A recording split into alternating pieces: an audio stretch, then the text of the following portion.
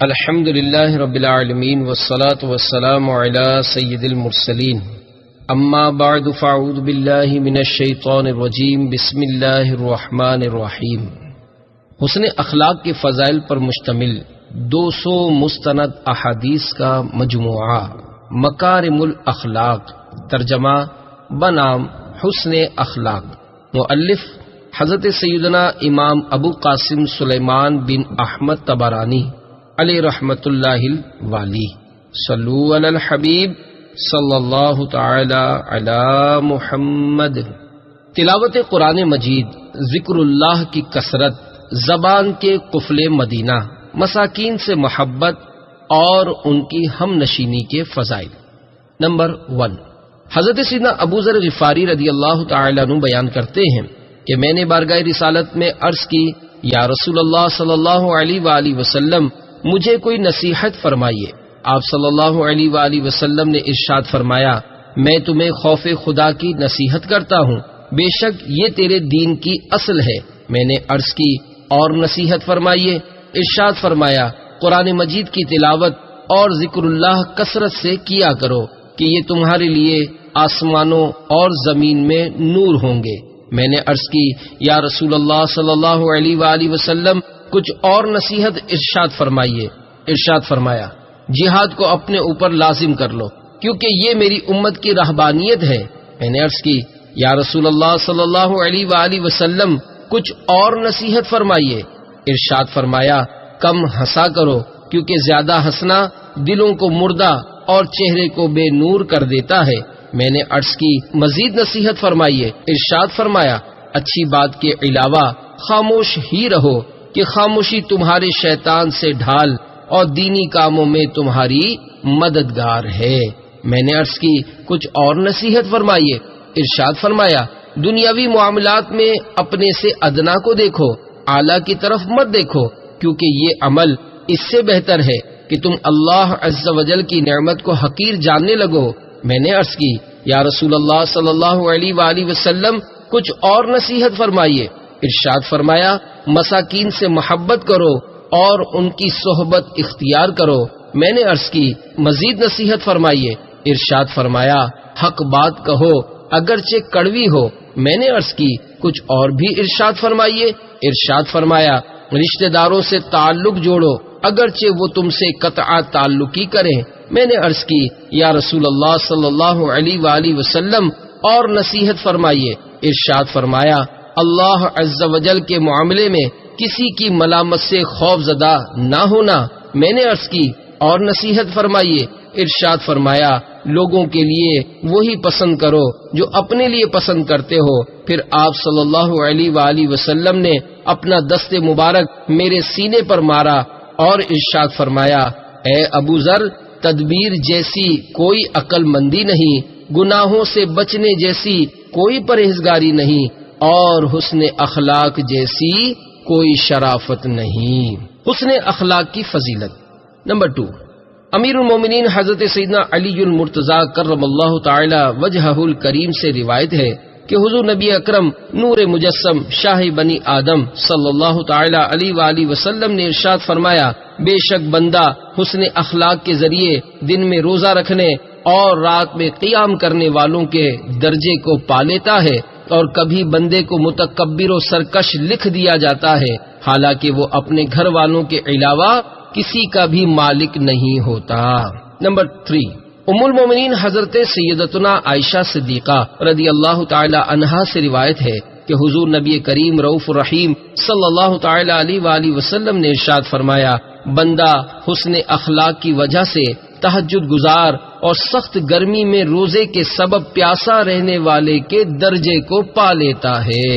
Number 4، حضرت سیدنا ابو درداء رضی اللہ تعالی عنہ سے روایت ہے کہ حضور نبی پاک صاحب لولاک سیاہ افلاک صلی اللہ تعالی علیہ وآلہ وسلم نے ارشاد فرمایا، میزان عمل میں حسن اخلاق سے زیادہ وزنی کوئی چیز نہیں۔ نمبر 5، حضرت سیدنا جابر رضی اللہ تعالی عنہ سے روایت ہے کہ حضور نبی رحمت شفیع امت صلی اللہ علیہ وآلہ وسلم نے ارشاد فرمایا، کیا میں تم میں سے سب سے بہتر شخص کے بارے میں خبر نہ دوں؟ ہم نے عرض کی، کیوں نہیں؟ ارشاد فرمایا وہ جو تم میں سے اچھے اخلاق والا ہے۔ نمبر 6، حضرت سیدنا جابر رضی اللہ تعالی عنہ سے روایت ہے کہ نبیوں کے سلطان رحمت عالمیان صلی اللہ تعالی علیہ وآلہ وسلم نے ارشاد فرمایا بروز قیامت تم میں سے مجھے زیادہ محبوب اور میری مجلس میں زیادہ قریب وہ لوگ ہوں گے جو اچھے اخلاق والے اور عاجزی اختیار کرنے والے ہوں گے وہ لوگوں سے، اور لوگ ان سے محبت کرتے ہیں۔ تم میں سے میرے نزدیک ناپسندیدہ اور میری مجلس میں مجھ سے زیادہ دور وہ لوگ ہوں گے جو بہت زیادہ باتیں کرنے والے، بک بک کرنے والے اور تکبر کرنے والے ہوں گے۔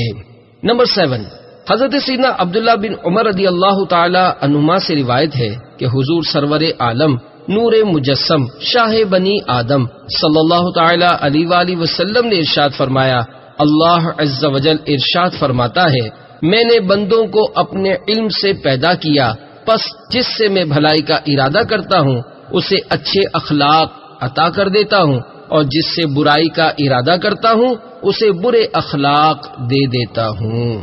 نمبر 8، حضرت سیدنا جابر بن سمورہ رضی اللہ تعالی عنہ سے روایت ہے کہ حضور پر نور شافع یوم النشور صلی اللہ علیہ وآلہ وسلم نے ارشاد فرمایا مسلمانوں میں سے سب سے زیادہ اچھا وہ ہے جس کے اخلاق سب سے زیادہ اچھے ہیں۔ نمبر 9، حضرت سیدنا ابو ہریرہ رضی اللہ تعالی عنہ سے روایت ہے کہ سرکار مدینہ راحت قلب و سینہ فیض گنجینہ صلی اللہ تعالی علیہ وآلہ وسلم نے ارشاد فرمایا کامل مومن وہ ہے جس کے اخلاق سب سے زیادہ اچھے ہیں۔ نمبر 10، حضرت سیدنا ابو ہریرہ رضی اللہ تعالی عنہ سے روایت ہے کہ اللہ عز و جل کے محبوب دانائے غیوب منزہ عن العیوب صلی اللہ تعالی علیہ وآلہ وسلم نے ارشاد فرمایا اللہ عز و جل نے جس بندے کے خلق اور خلق یعنی صورت اور سیرت کو اچھا بنایا اسے آگ نہ کھائے گی۔ نمبر 11، حضرت سیدنا ابو ہریرہ رضی اللہ تعالی عنہ سے روایت ہے کہ حضور نبی اکرم نور مجسم صلی اللہ تعالی علیہ وآلہ وسلم نے ارشاد فرمایا اچھے اخلاق گناہوں کو اس طرح پگھلا دیتے ہیں جس طرح سورج کی حرارت برف کو پگھلا دیتی ہے۔ نمبر 12، حضرت سیدنا اسامہ بن شریک رضی اللہ تعالی عنہ سے مروی ہے کہ صحابہ کرام رضوان اللہ تعالی علیہم اجمعین نے بارگاہ رسالت میں عرض کی یا رسول اللہ صلی اللہ علیہ وآلہ وسلم انسان کو سب سے اچھی چیز کون سی عطا فرمائی گئی؟ آپ صلی اللہ علیہ وآلہ وسلم نے ارشاد فرمایا انسان کو حسن اخلاق سے زیادہ اچھی کوئی چیز عطا نہیں کی گئی۔ نمبر 13، حضرت سیدنا ابو ذر غفاری رضی اللہ تعالی عنہ بیان کرتے ہیں کہ حضور نبی کریم رؤوف الرحیم صلی اللہ تعالی علیہ وآلہ وسلم نے مجھے نصیحت فرمائی کہ جہاں بھی رہو اللہ عز و جل سے ڈرتے رہو اور گناہ سرزد ہو جائے تو فوراً نیکی کر لیا کرو کہ یہ گناہ کو مٹا دے گی اور لوگوں سے اچھے اخلاق سے پیش آؤ۔ نرم مزاجی، خوش اخلاقی اور عاجزی کی فضیلت۔ نمبر 14، حضرت سیدنا جابر رضی اللہ تعالی عنہ سے روایت ہے کہ حضور سید عالم نور مجسم صلی اللہ تعالی علیہ وآلہ وسلم نے ارشاد فرمایا کیا میں تمہیں اس شخص کے بارے میں نہ بتاؤں جس پر جہنم کی آگ حرام ہے، جو نرم طبیعت، نرم زبان، لوگوں سے درگزر کرنے اور حاجت پوری کرنے والا ہو۔ نمبر 15، حضرت سیدنا ابو ہریرہ رضی اللہ تعالی عنہ سے روایت ہے کہ حضور نبی پاک صلی اللہ تعالی علیہ وآلہ وسلم نے ارشاد فرمایا مومن اتنا نرم طبیعت، نرم زبان والا ہوتا ہے کہ اس کی نرمی کی وجہ سے لوگ اسے احمق خیال کرتے ہیں۔ نمبر 16، حضرت سیدنا ارباز بن ساریہ رضی اللہ تعالی عنہ سے روایت ہے کہ حضور نبی کریم صلی اللہ تعالی علیہ وآلہ وسلم نے ارشاد فرمایا مومن نکیل والے اونٹ کی طرح ہوتا ہے کہ اگر اسے باندھ دیا جائے تو ٹھہر جاتا ہے اور اگر چلایا جائے تو چل پڑتا ہے اور اگر کسی پتھریلی جگہ پر بٹھایا جائے تو بیٹھ جاتا ہے۔ نمبر 17، حضرت سیدنا ابو ہریرہ رضی اللہ تعالی عنہ سے روایت ہے کہ حضور نبی رحمت شفیع امت صلی اللہ تعالی علیہ وآلہ وسلم نے ارشاد فرمایا خوشخبری ہے اس شخص کے لیے جس نے بغیر نقص و عیب کے عاجزی کی، اور خوشخبری ہے اس کے لیے جو علماء فقہ و حکمت سے میل جول رکھے اور ذلیل اور گناہگار کی صحبت سے دور رہے۔ خوشخبری ہے اس کے لیے جو اپنا زائد مال راہ خدا میں خرچ کر دے اور فضول گفتگو سے باز رہے۔ خوشخبری ہے اس کے لیے جو میری سنت کو اپنائے ہوئے ہو اور سنت کو چھوڑ کر بدعت اختیار نہ کرے۔ لوگوں سے خندہ پیشانی سے ملنے کی فضیلت۔ نمبر 18، حضرت سیدنا ابو ہریرہ رضی اللہ تعالی عنہ سے روایت ہے کہ مکی مدنی مصطفیٰ صلی اللہ تعالی علیہ وآلہ وسلم نے ارشاد فرمایا، تم لوگوں کو اپنے اموال سے خوش نہیں کر سکتے، لیکن تمہاری خندہ پیشانی اور خوش اخلاقی انہیں خوش کر سکتی ہے۔ نمبر 19، حضرت سیدنا جابر بن عبداللہ رضی اللہ تعالی عنہ سے روایت ہے کہ شہنشاہ مدینہ قرار قلب و سینہ صلی اللہ تعالی علیہ وآلہ وسلم نے ارشاد فرمایا، افضل ترین صدقہ یہ ہے کہ تم اپنے برتن سے پانی اپنے بھائی کے برتن میں انڈیل دو اور اس سے خندہ پیشانی سے ملو۔ مسلمان بھائی کے لیے مسکرانے کی فضیلت۔ نمبر 20، حضرت سیدنا ابو ذر غفاری رضی اللہ تعالی عنہ سے مرفوعاً روایت ہے کہ سرکار مدینہ راحت قلب و سینہ صلی اللہ تعالی علیہ وآلہ وسلم نے ارشاد فرمایا، تمہارا اپنے ڈول سے اپنے بھائی کا ڈول بھرنا صدقہ ہے، تمہارا نیکی کا حکم دینا اور برائی سے منع کرنا صدقہ ہے، تمہارا اپنے مسلمان بھائی کے لیے مسکرانا صدقہ ہے، اور تمہارا کسی بھٹکے ہوئے کو راستہ بتانا بھی صدقہ ہے۔ نمبر 21، حضرت سیدتنا ام درداء رضی اللہ تعالی عنہا حضرت سیدنا ابو درداء رضی اللہ تعالی عنہ کے متعلق فرماتی ہیں کہ وہ دوران گفتگو مسکرایا کرتے تھے۔ میں نے ان سے اس بارے میں پوچھا تو انہوں نے جواب دیا کہ میں نے سید عالم نور مجسم صلی اللہ تعالی علیہ وآلہ وسلم کو دیکھا، آپ صلی اللہ تعالی علیہ وآلہ وسلم دوران گفتگو مسکراتے رہتے تھے۔ نمبر 22، حضرت سیدنا جابر رضی اللہ تعالی عنہ سے روایت ہے کہ جب رسول اکرم شاہ بنی آدم صلی اللہ تعالی علیہ وآلہ وسلم پر وحی نازل ہوتی تو میں کہتا کہ آپ صلی اللہ علیہ وآلہ وسلم قوم کو ڈر سنانے والے ہیں، اور جب وحی نازل نہ ہوتی تو آپ صلی اللہ علیہ وآلہ وسلم لوگوں میں سب سے زیادہ مسکرانے والے اور اچھے اخلاق والے ہوتے تھے۔ نرمی اور بردباری کی فضیلت۔ نمبر 23، حضرت سیدنا عبداللہ بن مغفل رضی اللہ تعالی عنہ سے روایت ہے کہ اللہ عز و جل کے پیارے حبیب صلی اللہ تعالی علیہ وآلہ وسلم نے ارشاد فرمایا، بے شک اللہ عز و جل نرمی فرمانے والا ہے اور نرمی کو پسند فرماتا ہے، اور نرمی پر وہ کچھ عطا فرماتا ہے جو سختی پر عطا نہیں فرماتا۔ نمبر 24، ام المومنین حضرت سیدتنا عائشہ صدیقہ رضی اللہ تعالی عنہا سے روایت ہے کہ نور کے پیکر تمام نبیوں کے سرور صلی اللہ تعالی علیہ وآلہ وسلم نے ارشاد فرمایا، اللہ عز و جل ہر معاملے میں نرمی کو ہی پسند فرماتا ہے۔ نمبر 25، حضرت سیدنا انس بن مالک رضی اللہ تعالی عنہ سے روایت ہے کہ حضور نبی پاک صلی اللہ تعالی علیہ وآلہ وسلم نے ارشاد فرمایا، نرمی جس چیز میں ہوتی ہے اسے زینت بخشتی ہے۔ نمبر 26، ام المومنین حضرت سیدتنا عائشہ صدیقہ رضی اللہ تعالی عنہا سے روایت ہے کہ سید المبلغین رحمت للعالمین صلی اللہ تعالی علیہ وآلہ وسلم نے ارشاد فرمایا، جب اللہ عز و جل کسی گھرانے سے بھلائی کا ارادہ فرماتا ہے تو ان کے دلوں میں الفت و نرمی پیدا فرما دیتا ہے۔ نمبر 27، حضرت سیدنا سہل بن سعد رضی اللہ تعالی عنہ سے روایت ہے کہ شفیع المذنبین انیس الغریبین صلی اللہ تعالی علیہ وآلہ وسلم نے ارشاد فرمایا، اطمینان اللہ عز و جل کی طرف سے اور جلد بازی شیطان کی طرف سے ہے۔ نمبر 28، حضرت سیدنا ابو ہریرہ رضی اللہ تعالی عنہ سے روایت ہے کہ اللہ عز و جل کے محبوب دانائے غیوب منزہ عن العیوب صلی اللہ تعالی علیہ وآلہ وسلم نے ارشاد فرمایا، آدمی کی عزت اس کا دین، مروت اس کی عقل اور اس کی شرافت اس کا اخلاق ہے۔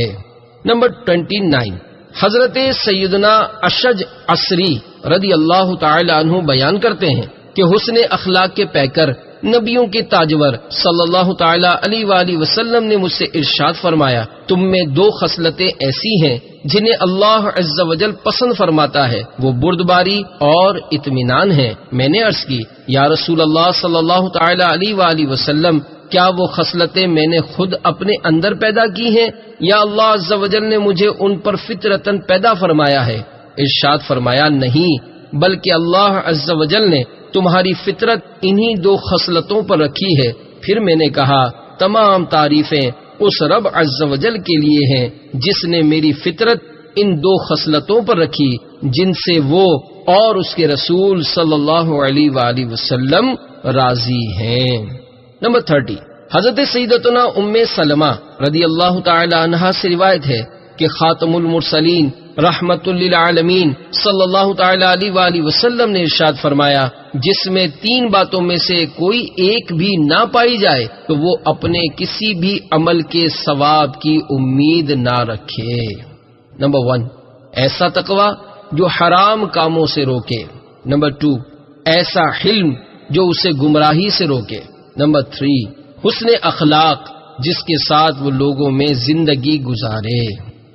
صبر و سخاوت کی فضیلت۔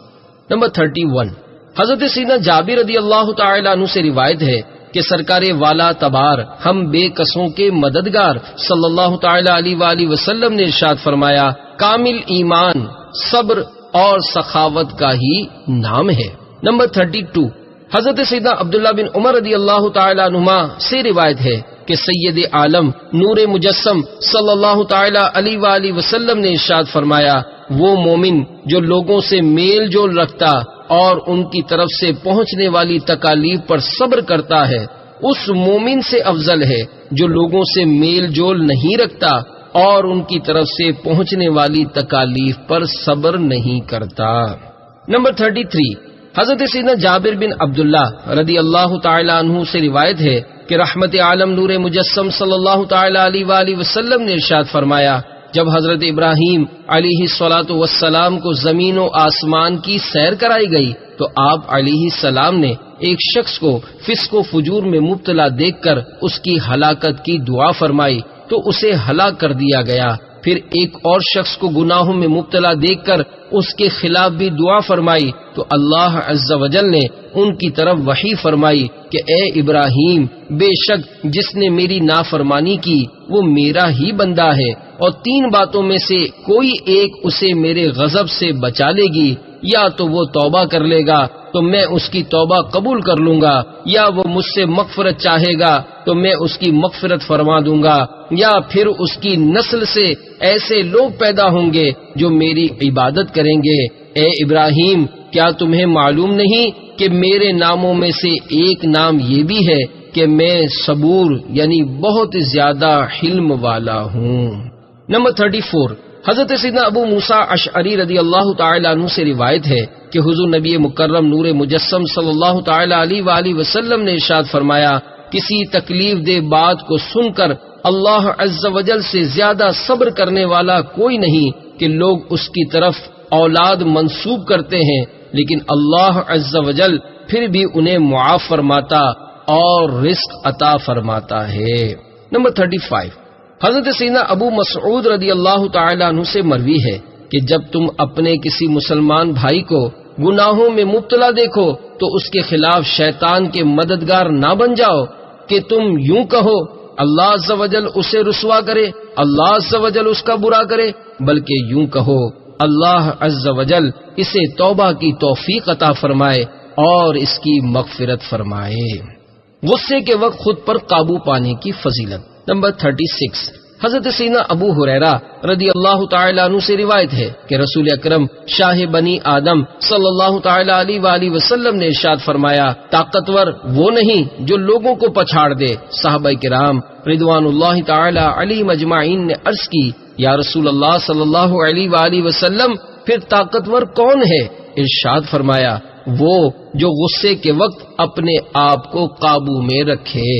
نمبر 37، حضرت سیدنا انس رضی اللہ تعالی عنہ بیان کرتے ہیں کہ حضور نبی رحمت شفیع امت صلی اللہ تعالی علیہ وآلہ وسلم کچھ لوگوں کے پاس سے گزرے تو دیکھا کہ وہ پتھر اٹھانے کا مقابلہ کر رہے ہیں۔ آپ صلی اللہ تعالی علیہ وآلہ وسلم نے ارشاد فرمایا یہ کیا ہو رہا ہے؟ لوگوں نے عرض کی یا رسول اللہ صلی اللہ علیہ وآلہ وسلم یہ وہ پتھر ہے جسے ہم زمانہ جاہلیت میں طاقتور کا پتھر کہا کرتے تھے۔ آپ صلی اللہ تعالی علیہ وآلہ وسلم نے ارشاد فرمایا کیا میں تمہیں تمہارے سب سے طاقتور شخص کے متعلق نہ بتاؤں؟ تم میں سے زیادہ طاقتور وہ ہے جو غصے کے وقت خود پر زیادہ قابو پانے والا ہے۔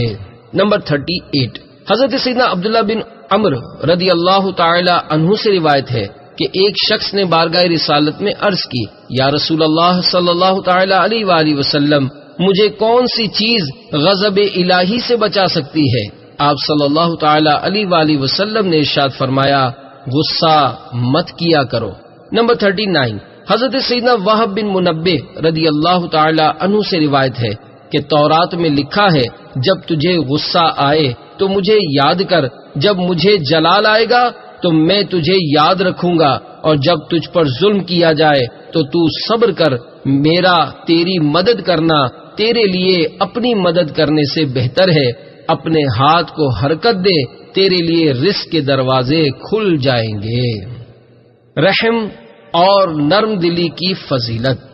نمبر 40، حضرت سیدنا انس رضی اللہ تعالیٰ عنہ سے روایت ہے حضور نبی کریم رؤوف الرحیم صلی اللہ تعالی علیہ وآلہ وسلم نے ارشاد فرمایا اس ذات کی قسم جس کے قبضے قدرت میں میری جان ہے، اللہ عز و جل صرف رحیم کو ہی اپنی رحمت عطا فرماتا ہے۔ ہم نے عرض کی یا رسول اللہ صلی اللہ علیہ وآلہ وسلم کیا ہم سب رحیم ہیں؟ ارشاد فرمایا کہ رحیم وہ نہیں جو محض اپنی ذات اور اپنے اہل خانہ پر رحم کرے، بلکہ رحیم وہ ہے جو تمام مسلمانوں پر رحم کرے۔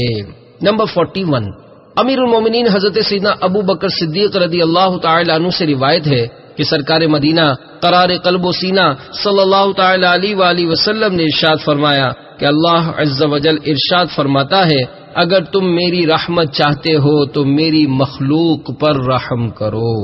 نمبر 42، حضرت سیدنا اسامہ بن زید رضی اللہ تعالی عنہ سے روایت ہے کہ میٹھے میٹھے آقا مکی مدنی مصطفیٰ صلی اللہ تعالی علیہ وآلہ وسلم نے ارشاد فرمایا بے شک اللہ عز و جل رحم کرنے والے بندوں پر ہی رحم فرماتا ہے۔ نمبر 43، حضرت سیدنا جابر رضی اللہ تعالی عنہ سے روایت ہے کہ شہنشاہ مدینہ قرار قلب و سینہ صلی اللہ تعالی علیہ وآلہ وسلم نے ارشاد فرمایا جو لوگوں پر رحم نہیں کرتا اللہ عز و جل اس پر رحم نہیں فرماتا۔ نمبر 44، حضرت سیدنا جریر رضی اللہ تعالی عنہ سے روایت ہے کہ تاجدار رسالت شہنشاہ نبوت صلی اللہ تعالی علیہ وآلہ وسلم نے ارشاد فرمایا جو رحم نہیں کرتا اس پر رحم نہیں کیا جاتا، اور جو معاف نہیں کرتا اسے معاف نہیں کیا جاتا۔ نمبر 45، حضرت سیدنا جریر رضی اللہ تعالیٰ عنہ سے روایت ہے کہ حضور نبی پاک صاحب لولاک سیاہ افلاک صلی اللہ تعالیٰ علیہ وآلہ وسلم نے ارشاد فرمایا جو اہل زمین پر رحم نہیں کرتا آسمان کا مالک اس پر رحم نہیں فرماتا۔ نمبر 46، حضرت سیدنا عبداللہ بن مسعود رضی اللہ تعالیٰ عنہ سے روایت ہے کہ سرکار نامدار مدینے کے تاجدار صلی اللہ تعالی علیہ وآلہ وسلم نے ارشاد فرمایا اہل زمین پر رحم کرو آسمان کا مالک تم پر رحم کرے گا۔ نمبر 47، حضرت سیدنا عبداللہ بن عمر رضی اللہ تعالی عنہ بیان کرتے ہیں کہ میں نے اللہ عز و جل کے پیارے حبیب صلی اللہ تعالی علیہ وآلہ وسلم کو ارشاد فرماتے ہوئے سنا کہ رحم کرو تم پر رحم کیا جائے گا، معاف کرو تمہیں معاف کیا جائے گا۔ نمبر 48، حضرت سیدنا سہل بن سعد رضی اللہ تعالی عنہ سے مروی ہے ایک عورت بارگاہ رسالت میں کسی حاجت کی غرض سے حاضر ہوئی لیکن اسے نور کے پیکر تمام نبیوں کے سرور صلی اللہ تعالی علیہ وآلہ وسلم کے قریب پہنچنے کے لیے کوئی جگہ نہ مل سکی۔ یہ دیکھ کر ایک صحابی اپنی جگہ سے اٹھ گئے اور وہ عورت وہاں بیٹھ گئی، پھر اس کی حاجت پوری ہو گئی۔ آپ صلی اللہ تعالی علیہ وآلہ وسلم نے ان صحابی رضی اللہ تعالی عنہ سے دریافت فرمایا تم نے ایسا کیوں کیا؟ انہوں نے عرض کی مجھے اس پر رحم آ گیا تھا۔ یہ سن کر آپ صلی اللہ تعالی علیہ وآلہ وسلم نے ارشاد فرمایا اللہ عز و جل تم پر رحم فرمائے۔ نمبر 49، حضرت سیدنا قرہ رضی اللہ تعالی عنہ بیان کرتے ہیں کہ ایک شخص نے بارگاہ رسالت میں عرض کی، یا رسول اللہ صلی اللہ علیہ وآلہ وسلم، میں بکری کو ذبح کرتا ہوں تو مجھے اس پر رحم آ جاتا ہے۔ آپ صلی اللہ تعالی علیہ وآلہ وسلم نے ارشاد فرمایا، اگر تم بکری پر رحم کرو گے تو اللہ عز و جل تم پر رحم فرمائے گا۔ غصہ پی جانے کی فضیلت۔ نمبر 50، حضرت سیدنا انس جوہنی رضی اللہ تعالی عنہ سے روایت ہے کہ حضور نبی پاک صلی اللہ تعالی علیہ وآلہ وسلم نے ارشاد فرمایا، جو انتقام کی قدرت کے باوجود غصہ پی جائے تو اللہ عز و جل اسے قیامت کے دن مخلوق کے سامنے بلائے گا اور اسے اختیار دے گا کہ حوروں میں سے جسے چاہے لے لے۔ نمبر 51، حضرت سیدنا عبداللہ بن عمر رضی اللہ تعالی عنہما سے روایت ہے کہ دو جہاں کے تاجور سلطان بحر صلی اللہ تعالی علیہ وآلہ وسلم نے ارشاد فرمایا، آدمی کا کوئی گھونٹ پینا غصے کے اس گھونٹ سے افضل نہیں ہے جسے وہ رضائے الہی کے لیے پیتا ہے۔ نمبر 52، حضرت سیدنا انس رضی اللہ تعالیٰ عنہ بیان کرتے ہیں کہ حضور نبی کریم صلی اللہ تعالی علیہ وآلہ وسلم کچھ ایسے لوگوں کے قریب سے گزرے جو کشتی لڑ رہے تھے۔ آپ صلی اللہ علیہ وآلہ وسلم نے استفسار فرمایا، یہ کیا ہو رہا ہے؟ لوگوں نے عرض کی، یا رسول اللہ صلی اللہ علیہ وآلہ وسلم، فلاں بہت قوی ہے، جو بھی اس سے لڑتا ہے وہ اسے پچھاڑ دیتا ہے۔ تو آپ صلی اللہ تعالی علیہ وآلہ وسلم نے ارشاد فرمایا، کیا میں تمہیں اس سے بھی زیادہ طاقتور کے بارے میں نہ بتاؤں؟ وہ شخص جس پر کوئی ظلم کرے اور وہ غصہ پی جائے اور اپنے غصے پر قابو پا لے تو ایسا شخص اپنے اور دوسرے شخص کے شیطان پر غالب آ جاتا ہے۔ نمبر 53، حضرت سیدنا انس رضی اللہ تعالیٰ عنہ سے روایت ہے کہ میٹھے میٹھے آقا مکی مدنی مصطفیٰ صلی اللہ تعالی علیہ وآلہ وسلم نے ارشاد فرمایا، کیا تم ابو دمدم کی طرح بننے سے عاجز ہو؟ صحابہ کرام رضوان اللہ تعالی علیہ مجمعین نے عرض کی، ابو دمدم کون ہے؟ آپ صلی اللہ علیہ وآلہ وسلم نے ارشاد فرمایا، یہ وہ شخص ہے کہ جب صبح ہوتی ہے تو کہتا ہے، اللہم انی وہبت نفسی وعرضی، یعنی اے اللہ عز و جل، میں نے اپنی جان اور عزت ہبا کی، پس وہ گالی دینے والے کو گالی نہ دیتا، ظلم کرنے والے پر ظلم نہ کرتا اور مارنے والے کو نہ مارتا۔ نمبر 54، حضرت سیدنا عبداللہ بن عباس رضی اللہ تعالی عنہما آیت مبارکہ والکاظمین الغیظ پارہ 4 آل عمران آیت نمبر 134 ترجمہ کنز ایمان اور غصے کو پینے والے کی تفسیر میں فرماتے ہیں کہ اس سے مراد یہ ہے کہ جب کوئی شخص تم سے زبان درازی کرے اور تم اس کا جواب دینے کی طاقت رکھتے ہو لیکن پھر بھی اپنا غصہ پی جاتے ہو اور اسے کوئی جواب نہیں دیتے۔ لوگوں سے درگزر کرنے کی فضیلت۔ نمبر 55، حضرت سیدنا انس رضی اللہ تعالی عنہ سے روایت ہے کہ اللہ عز و جل کے محبوب دانہ غیوب منزہ عن العیوب صلی اللہ تعالی علیہ وآلہ وسلم نے ارشاد فرمایا، قیامت کے دن جب لوگ حساب کے لیے کھڑے ہوں گے تو ایک منادی اعلان کرے گا کہ وہ شخص جس کا اجر اللہ عز و جل کے ذمہ کرم پر ہے وہ اٹھے اور جنت میں داخل ہو جائے۔ پھر دوسری مرتبہ اعلان کرے گا کہ وہ شخص جس کا اجر اللہ عز و جل کے ذمہ کرم پر ہے وہ کھڑا ہو۔ لوگ پوچھیں گے وہ کون ہے جس کا اجر اللہ عز و جل کے ذمہ کرم پر ہے؟ منادی کہے گا وہ جو لوگوں سے درگزر کرنے والے تھے، چنانچہ بے شمار لوگ کھڑے ہوں گے اور بغیر حساب و کتاب جنت میں داخل ہو جائیں گے۔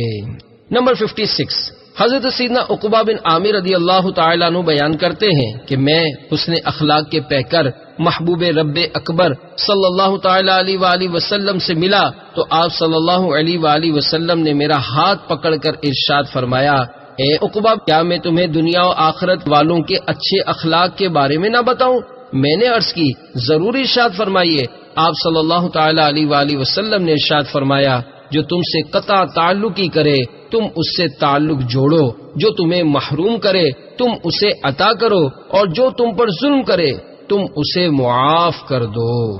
نمبر 57، حضرت سیدنا ابی بن کعب رضی اللہ تعالیٰ عنہ سے روایت ہے کہ حضور نبی پاک صاحب لولاک صلی اللہ تعالی علیہ وآلہ وسلم نے ارشاد فرمایا، جسے یہ پسند ہو کہ اس کے لیے جنت میں محل بنایا جائے اور اس کے درجات بلند کیے جائیں، تو اسے چاہیے کہ جو اس پر ظلم کرے اسے معاف کر دے، جو اسے محروم کرے اسے عطا کرے، اور جو اس سے قطع تعلقی کرے اس سے تعلق جوڑے۔ نمبر 58، حضرت سیدنا ابو عبداللہ جدلی علیہ رحمت اللہ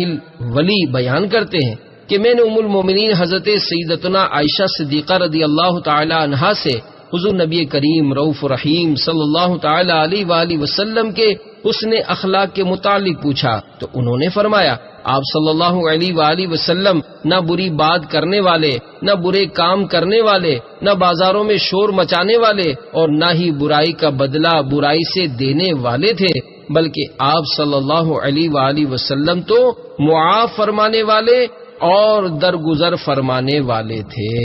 نمبر 59، ام المومنین حضرت سیدتنا عائشہ صدیقہ رضی اللہ تعالی عنہا فرماتی ہیں کہ سید عالم نور مجسم صلی اللہ تعالی علیہ وآلہ وسلم نے جہاد کے علاوہ کبھی کسی شخص کو اپنے ہاتھ سے نہیں مارا اور نہ ہی کبھی اپنی ذات کی خاطر انتقام لیا۔ ہاں، جب کوئی شخص اللہ عز و جل کی حرام کردہ چیزوں کا ارتکاب کرتا تو آپ صلی اللہ علیہ وآلہ وسلم اللہ عز و جل کے لیے اس سے انتقام لیتے۔ آپ صلی اللہ علیہ وآلہ وسلم سے جو سوال کیا گیا، آپ صلی اللہ علیہ وآلہ وسلم نے اس سے منع نہیں فرمایا، سوائے گناہ کا سبب بننے والی بات کے، کیونکہ آپ صلی اللہ تعالی علیہ وآلہ وسلم ان معاملات میں لوگوں سے دور رہتے تھے۔ جب بھی آپ صلی اللہ علیہ وآلہ وسلم کو دو کاموں کا اختیار دیا گیا تو آپ صلی اللہ علیہ وآلہ وسلم نے آسان کام کو ہی اختیار فرمایا۔ نمبر 60، حضرت سیدنا ابو ہریرہ رضی اللہ تعالی عنہ سے روایت ہے کہ حضور نبی پاک صلی اللہ تعالی علیہ وآلہ وسلم نے ارشاد فرمایا، جو شرمسار کی لغزش کو معاف کرے گا، اللہ عز و جل قیامت کے دن اس کے گناہوں کو معاف فرمائے گا۔ نمبر 61، ام المومنین حضرت سیدتنا عائشہ صدیقہ رضی اللہ تعالی عنہا سے روایت ہے کہ حضور نبی مکرم نور مجسم صلی اللہ تعالی علیہ وآلہ وسلم نے ارشاد فرمایا، اہل مروت کی لغزشوں کو معاف کرو جب تک کہ وہ شرعی سزا کے حقدار نہ ہو جائیں۔ نمبر 62، حضرت سیدنا عبداللہ بن عمر رضی اللہ تعالی عنہما فرماتے ہیں کہ مروت والوں کو سزا نہ دو جب کہ وہ صالح ہوں۔ نمبر 63، حضرت سیدنا ابو ہریرہ رضی اللہ تعالی عنہ سے روایت ہے، رسول اکرم شاہ بنی آدم صلی اللہ تعالی علیہ وآلہ وسلم نے ارشاد فرمایا، صدقے سے مال میں ہرگز کمی نہیں ہوتی، جو بندہ درگزر کرتا ہے اللہ عز و جل اس کی عزت بڑھا دیتا ہے، اور جو اللہ عز و جل کے لیے عاجزی کرتا ہے اللہ عز و جل اسے بلندی عطا فرماتا ہے۔ نمبر 64، حضرت سیدنا مروان بن جناح رحمت اللہ تعالی علیہ فرماتے ہیں کہ دنیا اسی بات پر قائم ہے کہ کوئی شخص بدسلوکی کرنے والے کو معاف کر دے۔ نمبر 65، حضرت سیدنا میسرہ بن حلبس رحمت اللہ تعالی علیہ فرماتے ہیں کہ خوشخبری ہے اس شخص کے لیے جو اس جگہ حق ادا کرے جہاں لوگ حق ادا کرنا نہ جانتے ہوں، پس اللہ عز و جل اسے اپنی رضا کی معرفت عطا فرما دیتا ہے۔ یہ ایسا زمانہ ہوتا ہے کہ گمنام رہنے والا ہی نجات پا سکتا ہے، ان کے دل تاریکی کے چراغ ہیں، اللہ عز و جل ان کے لیے جنت کے دروازے کھول دیتا اور انہیں ہر گرد آلود اندھیرے مقام سے نجات عطا فرماتا ہے۔ مسلمانوں کی خیر خواہی کی فضیلت۔ نمبر 66، حضرت سیدنا عبداللہ بن عمر رضی اللہ تعالی عنہما سے روایت ہے کہ حضور نبی رحمت شفیع امت صلی اللہ تعالی علیہ وآلہ وسلم نے ارشاد فرمایا، دین خیر خواہی ہے۔ صحابہ کرام رضوان اللہ تعالی علیہ مجمعین نے عرض کی، یا رسول اللہ صلی اللہ علیہ وآلہ وسلم کس کی؟ ارشاد فرمایا، اللہ عز و جل کی، اس کی کتاب کی، اس کے رسول کی، مسلمانوں کے امام کی اور عام مومنین کی۔ نمبر 67، حضرت سیدنا انس رضی اللہ تعالی عنہ سے روایت ہے کہ حضور نبی کریم رؤوف الرحیم صلی اللہ تعالی علیہ وآلہ وسلم نے ارشاد فرمایا، مومن ایک دوسرے کے خیر خواہ اور آپس میں محبت کرنے والے ہوتے ہیں، اگرچہ ان کے شہر مختلف ہوں، اور منافق ایک دوسرے سے دھوکہ کرنے والے ہوتے ہیں، اگرچہ ان کے شہر ایک ہی ہوں۔ نمبر 68، حضرت سیدنا بکر بن عبداللہ مزنی رضی اللہ تعالیٰ عنہ فرماتے ہیں کہ اگر میں کسی مسجد میں پہنچوں اور وہ لوگوں سے کھچا کھچ بھری ہو،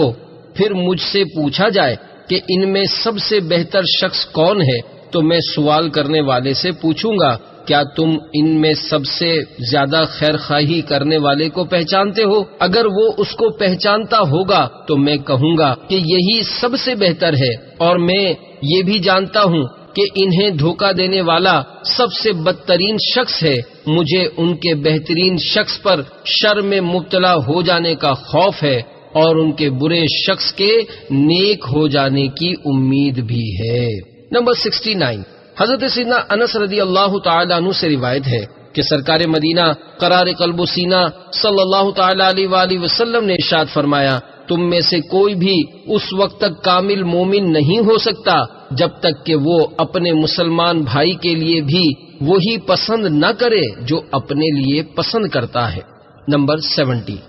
حضرت سیدنا معاذ رضی اللہ تعالیٰ عنہ نے میٹھے میٹھے آقا مکی مدنی مصطفیٰ صلی اللہ تعالیٰ علیہ وآلہ وسلم سے افضل ایمان کے متعلق سوال کیا، تو آپ صلی اللہ علیہ وآلہ وسلم نے ارشاد فرمایا، افضل ایمان یہ ہے کہ تو اللہ عز و جل کی خاطر محبت رکھے اور اسی کی خاطر بغض رکھے، اور تیری زبان ذکر اللہ سے تر رہے۔ پھر عرض کی، یا رسول اللہ صلی اللہ تعالی علیہ وآلہ وسلم، اس کے بعد ارشاد فرمایا، لوگوں کے لیے وہی پسند کرو جو اپنے لیے کرتے ہو، اور لوگوں کے لیے وہی ناپسند کرو جو اپنے لیے ناپسند کرتے ہو، اور اچھی بات کرو یا خاموش رہو۔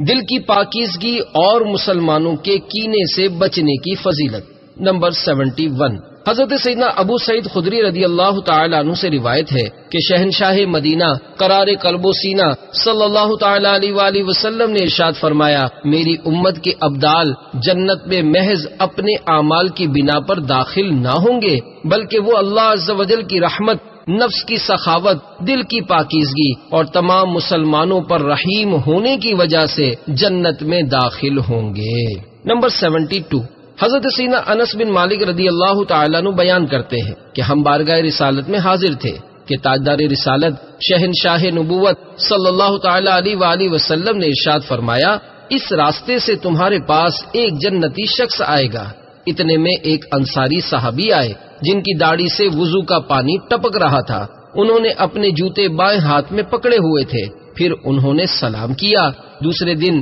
پھر آپ صلی اللہ علیہ وآلہ وسلم نے یہی ارشاد فرمایا، تو پھر وہی انصاری صحابی پہلے کی طرح آئے۔ تیسرے دن بھی ایسا ہی ہوا۔ جب آپ صلی اللہ علیہ وآلہ وسلم اپنی مجلس سے اٹھے تو حضرت سیدنا عبداللہ بن عمرو رضی اللہ تعالی عنہ ان صحابی کے پیچھے ہو لیے اور ان سے کہنے لگے، اللہ عز و جل کی قسم، میں نے اپنے والد سے حیا کی ہے، میں 3 دن تک ان کے پاس نہیں جاؤں گا۔ اگر آپ مناسب سمجھیں تو 3 دن مجھے اپنے پاس ٹھہرنے کی اجازت عطا فرمائے۔ انصاری صحابی نے اجازت دے دی۔ حضرت سیدنا انس رضی اللہ تعالیٰ عنہ فرماتے ہیں کہ حضرت سیدنا عبداللہ بن عمرو رضی اللہ تعالیٰ عنہ نے انہیں بتایا کہ میں نے 3 راتیں ان کے ساتھ گزاری، لیکن انہیں رات میں عبادت کرتے نہ دیکھا۔ ہاں، جب وہ اپنے بستر پر کروٹ لیتے تو اللہ عز و جل کا ذکر اور اس کی کبریائی بیان کرتے، یہاں تک کہ نماز فجر کے لیے اٹھ کھڑے ہوتے۔ حضرت سیدنا عبداللہ رضی اللہ تعالیٰ عنہ فرماتے ہیں کہ میں نے انصاری صحابی سے اچھی بات کے علاوہ کچھ نہ سنا۔ جب 3 دن پورے ہوئے تو قریب تھا کہ میں ان کے اعمال کو حقیر جانتا، لیکن جب میں نے ان انصاری صحابی سے کہا، اے اللہ عز و جل کے بندے، میرے اور میرے والد کے درمیان کوئی ناراضی اور جدائی نہیں ہے، بلکہ میں نے تو حضور نبی پاک صلی اللہ تعالی علیہ وآلہ وسلم کو 3 بار فرماتے سنا کہ ابھی تمہارے پاس ایک جنتی شخص آئے گا، اور تینوں بار آپ ہی آئے۔ چنانچہ میں نے پختہ ارادہ کر لیا کہ میں آپ کے پاس ٹھہروں گا اور دیکھوں گا کہ آپ کیا عمل کرتے ہیں، تاکہ میں بھی آپ کی پیروی کروں، لیکن میں نے آپ کو کوئی بڑی عبادت کرتے نہیں دیکھا۔ پھر آپ کیسے اس بلند مقام تک پہنچے کہ حضور صلی اللہ علیہ وآلہ وسلم نے آپ کے متعلق یہ بات ارشاد فرمائی؟ انصاری صحابی نے جواب دیا، اور تو کوئی عمل نہیں، بس یہی ہے جو آپ نے دیکھا۔ حضرت سیدنا عبداللہ رضی اللہ تعالی عنہ فرماتے ہیں کہ یہ بات سن کر جب میں وہاں سے چلنے لگا تو انصاری صحابی نے مجھے آواز دی اور کہا، میرا کوئی اور عمل نہیں، بس یہی ہے جو آپ نے دیکھا، اس کے علاوہ میں کسی بھی مسلمان کے لیے اپنے دل میں کھوٹ نہیں پاتا، اور جو اللہ عز و جل نے کسی کو دیا ہے اس پر حسد نہیں کرتا۔ حضرت سیدنا عبداللہ بن عمرو رضی اللہ تعالیٰ عنہ فرماتے ہیں، میں نے ان سے کہا، یہی وہ عمل ہے جس نے آپ کو رفعتیں بخشیں اور ہم اس کی طاقت نہیں رکھتے۔ نمبر 73، حضرت سیدنا معاویہ بن قرہ رضی اللہ تعالیٰ عنہ فرماتے ہیں کہ لوگوں میں افضل ترین وہ ہے جو ان میں سب سے زیادہ پاکیزہ سینے والا اور سب سے زیادہ غیبت سے بچنے والا ہے۔ نمبر 74، حضرت سیدنا کعب رضی اللہ تعالیٰ عنہ سے پوچھا گیا کہ سونے والا مغفرت یافتہ اور قیام کرنے والا مشکور کیسے ہوگا؟ آپ رضی اللہ تعالیٰ عنہ نے فرمایا، ایک شخص رات کو قیام کرتا ہے اور اپنے سوئے ہوئے بھائی کے لیے پیٹھ پیچھے دعا کرتا ہے تو اللہ عز و جل اس قیام کرنے والے کی دعا کے سبب اس سونے والے کی مغفرت فرما دیتا ہے، اور سونے والے کی خیر خواہی کی وجہ سے قیام کرنے والا اس بات کا مستحق ہوتا ہے کہ اس کا شکریہ ادا کیا جائے۔ لوگوں میں صلح کرانے کی فضیلت۔ نمبر 75، حضرت سیدنا ابو درداء رضی اللہ تعالیٰ عنہ سے روایت ہے کہ حضور نبی پاک صاحب الاولاق صلی اللہ تعالیٰ علیہ وآلہ وسلم نے ارشاد فرمایا، کیا میں تمہیں درجے کے اعتبار سے نماز، روزے اور صدقے سے افضل عمل کے بارے میں نہ بتاؤں؟ صحابہ کرام رضوان اللہ تعالی علیہم اجمعین نے عرض کی، کیوں نہیں؟ آپ صلی اللہ علیہ وآلہ وسلم نے ارشاد فرمایا، آپس کے تعلقات کو اچھا کرو کیونکہ نا اتفاقی دین کو مونڈ دینے والی ہے۔ ادائیگی حقوق کی فضیلت۔ نمبر 76، حضرت سیدنا انس رضی اللہ تعالی عنہ سے روایت ہے کہ سرکار نامدار مدینے کے تاجدار صلی اللہ تعالی علیہ وآلہ وسلم نے ارشاد فرمایا، جس نے اپنی زبان سے کوئی حق پورا کیا تو اس کا اجر بڑھتا رہے گا حتیٰ کہ قیامت کے دن اللہ عز و جل اسے اس کا پورا ثواب عطا فرمائے گا۔ مظلوم کی مدد کرنے کی فضیلت۔ نمبر 77، حضرت سیدنا برا بن عازب رضی اللہ تعالی عنہ فرماتے ہیں کہ اللہ عز و جل کے پیارے حبیب صلی اللہ علیہ وآلہ وسلم نے ہمیں مظلوم کی مدد کرنے کا حکم دیا۔ نمبر 78، حضرت سیدنا انس رضی اللہ تعالی عنہ سے روایت ہے کہ نور کے پیکر تمام نبیوں کے سرور صلی اللہ تعالی علیہ وآلہ وسلم نے ارشاد فرمایا، اپنے بھائی کی مدد کرو خواہ ظالم ہو یا مظلوم۔ میں نے عرض کی، میں مظلوم کی مدد تو کر سکتا ہوں لیکن ظالم کی مدد کیسے کروں؟ ارشاد فرمایا، اسے ظلم سے روکو۔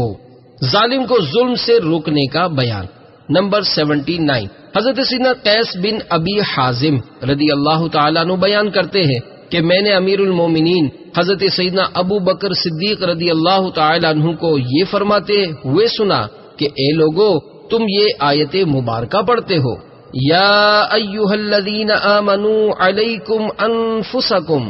لا یضرکم من ضل اذا اہتدیتم، پارہ 7 سورہ مائدہ آیت نمبر 105، ترجمہ کنز الایمان۔ اے ایمان والو، تم اپنی فکر رکھو، تمہارا کچھ نہ بگاڑے گا جو گمراہ ہوا جبکہ تم راہ پر ہو۔ پھر فرمایا، میں نے سرکار مکہ مکرمہ سردار مدینہ منورہ صلی اللہ تعالی علیہ وآلہ وسلم کو ارشاد فرماتے سنا کہ جب لوگ ظالم کو دیکھیں اور اسے ظلم سے نہ روکے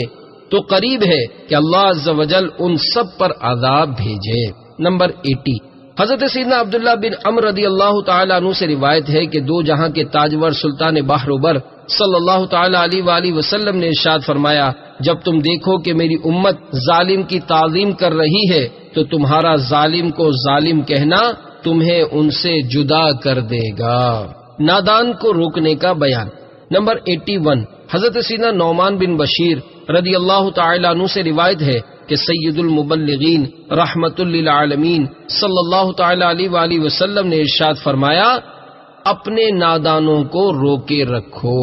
مسلمانوں کی مدد اور ان کی ضرورت پوری کرنے کی فضیلت۔ نمبر 82، حضرت سیدنا عبداللہ بن عمر رضی اللہ تعالی عنہما سے روایت ہے کہ شفیع المذنبین انیس الغریبین صلی اللہ تعالی علیہ وآلہ وسلم نے ارشاد فرمایا، کچھ لوگ ایسے ہیں جنہیں اللہ عز و جل نے لوگوں کی حاجتیں پوری کرنے کے لیے پیدا فرمایا ہے، لوگ حاجت کے وقت ان کی طرف رجوع کرتے ہیں، یہی وہ لوگ ہیں جو قیامت کے دن اللہ عز و جل کے عذاب سے محفوظ ہوں گے۔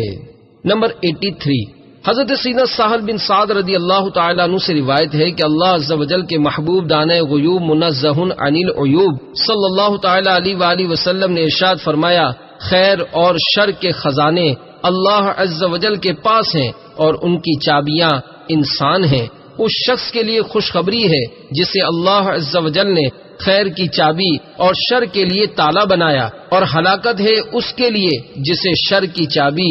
اور خیر کے لیے تالا بنایا۔ حضرت سیدنا علامہ عبدالرؤف مناوی علیہ رحمت اللہ الوالی اس حدیث مبارکہ کے تحت فرماتے ہیں کہ اس میں خطاب سرپرست کو ہے کہ وہ اپنے ناسمجھ ماتحت کو فضول خرچی سے روکیں۔ نمبر 84، حضرت سیدنا ابن عباس رضی اللہ تعالیٰ عنہما سے روایت ہے کہ حسن اخلاق کے پیکر محبوب رب اکبر صلی اللہ تعالیٰ علیہ وآلہ وسلم نے ارشاد فرمایا کہ اللہ عز و جل ارشاد فرماتا ہے، میں رب ہوں، میں نے خیر و شر کو مقدر فرما دیا ہے، خوشخبری ہے اس کے لیے جس کے ہاتھ میں خیر کی چابی ہے، اور خرابی ہے اس کے لیے جس کے ہاتھ میں شر کی چابی ہے۔ نمبر 85، حضرت سیدنا ابو ہریرہ رضی اللہ تعالیٰ عنہ سے روایت ہے کہ سرکار والا تبار ہم بے کسوں کے مددگار صلی اللہ تعالیٰ علیہ وآلہ وسلم نے ارشاد فرمایا، جس نے کسی مومن سے تکلیف و مصیبت کو دور کیا، اللہ عز و جل اس کے لیے پل صراط پر نور کے 2 ایسے حصے پیدا فرمائے گا جن کی روشنی سے اتنی مخلوق روشنی حاصل کرے گی جن کی تعداد اللہ عز و جل کے سوا کوئی نہیں جانتا۔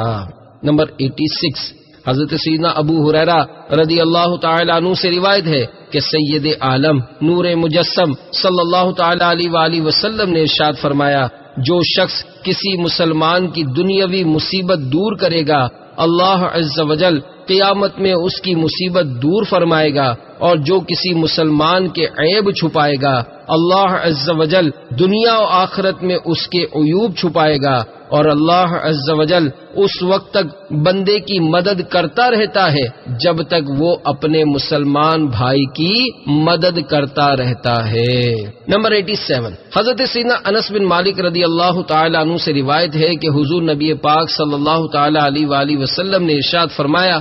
مخلوق اللہ عز و جل کی پروردہ ہے، یعنی تمام مخلوق کو وہی پالنے والا ہے، اور اللہ عز و جل کو اپنی مخلوق میں سب سے زیادہ محبوب وہ ہے جو اس کے پروردہ کو سب سے زیادہ فائدہ پہنچائے۔ نمبر 88، حضرت سیدنا انس رضی اللہ تعالیٰ عنہ سے روایت ہے کہ حضور نبی مکرم نور مجسم صلی اللہ تعالیٰ علیہ وآلہ وسلم نے ارشاد فرمایا، جس نے مسلمان بھائی کی حاجت روائی کی گویا اس نے ساری عمر اللہ عز و جل کی عبادت کی۔ نمبر 89، حضرت سیدنا ابو موسیٰ اشعری رضی اللہ تعالیٰ عنہ سے روایت ہے کہ رسول اکرم شاہ بنی آدم صلی اللہ تعالیٰ علیہ وآلہ وسلم نے ارشاد فرمایا، ایک مومن دوسرے مومن کے لیے عمارت کی طرح ہے جس کا بعض حصہ بعض کو تقویت پہنچاتا ہے۔ نمبر 90، حضرت سیدنا نعمان بن بشیر رضی اللہ تعالیٰ عنہ سے روایت ہے کہ حضور نبی رحمت شفیع امت صلی اللہ تعالیٰ علیہ وآلہ وسلم نے ارشاد فرمایا، مومنین کی آپس میں رحم، محبت اور صلہ رحمی کرنے کی مثال ایک جسم کی سی ہے کہ جب اس کے کسی عضو کو تکلیف پہنچتی ہے تو پورا جسم بخار اور بے خوابی کا شکار ہو جاتا ہے۔ حضرت سیدنا سلیمان بن احمد طبرانی علیہ رحمت اللہ الوالی فرماتے ہیں کہ میں خواب میں حضور نبی کریم رؤوف الرحیم صلی اللہ تعالی علیہ وآلہ وسلم کی زیارت سے مشرف ہوا تو میں نے اس مذکورہ حدیث کے متعلق پوچھا، آپ صلی اللہ تعالی علیہ وآلہ وسلم نے 3 بار ہاتھ کا اشارہ کر کے فرمایا، یہ صحیح ہے۔ نمبر 91، حضرت سیدنا ابو ہریرہ رضی اللہ تعالی عنہ سے روایت ہے، ایک شخص نے بارگاہ رسالت میں عرض کی، یا رسول اللہ صلی اللہ تعالی علیہ وآلہ وسلم کون سا عمل افضل ہے؟ آپ صلی اللہ علیہ وآلہ وسلم نے ارشاد فرمایا، تمہارا اپنے مسلمان بھائی کو خوش کرنا یا اس کا قرض ادا کر دینا یا اسے کھانا کھلانا۔ نمبر 92،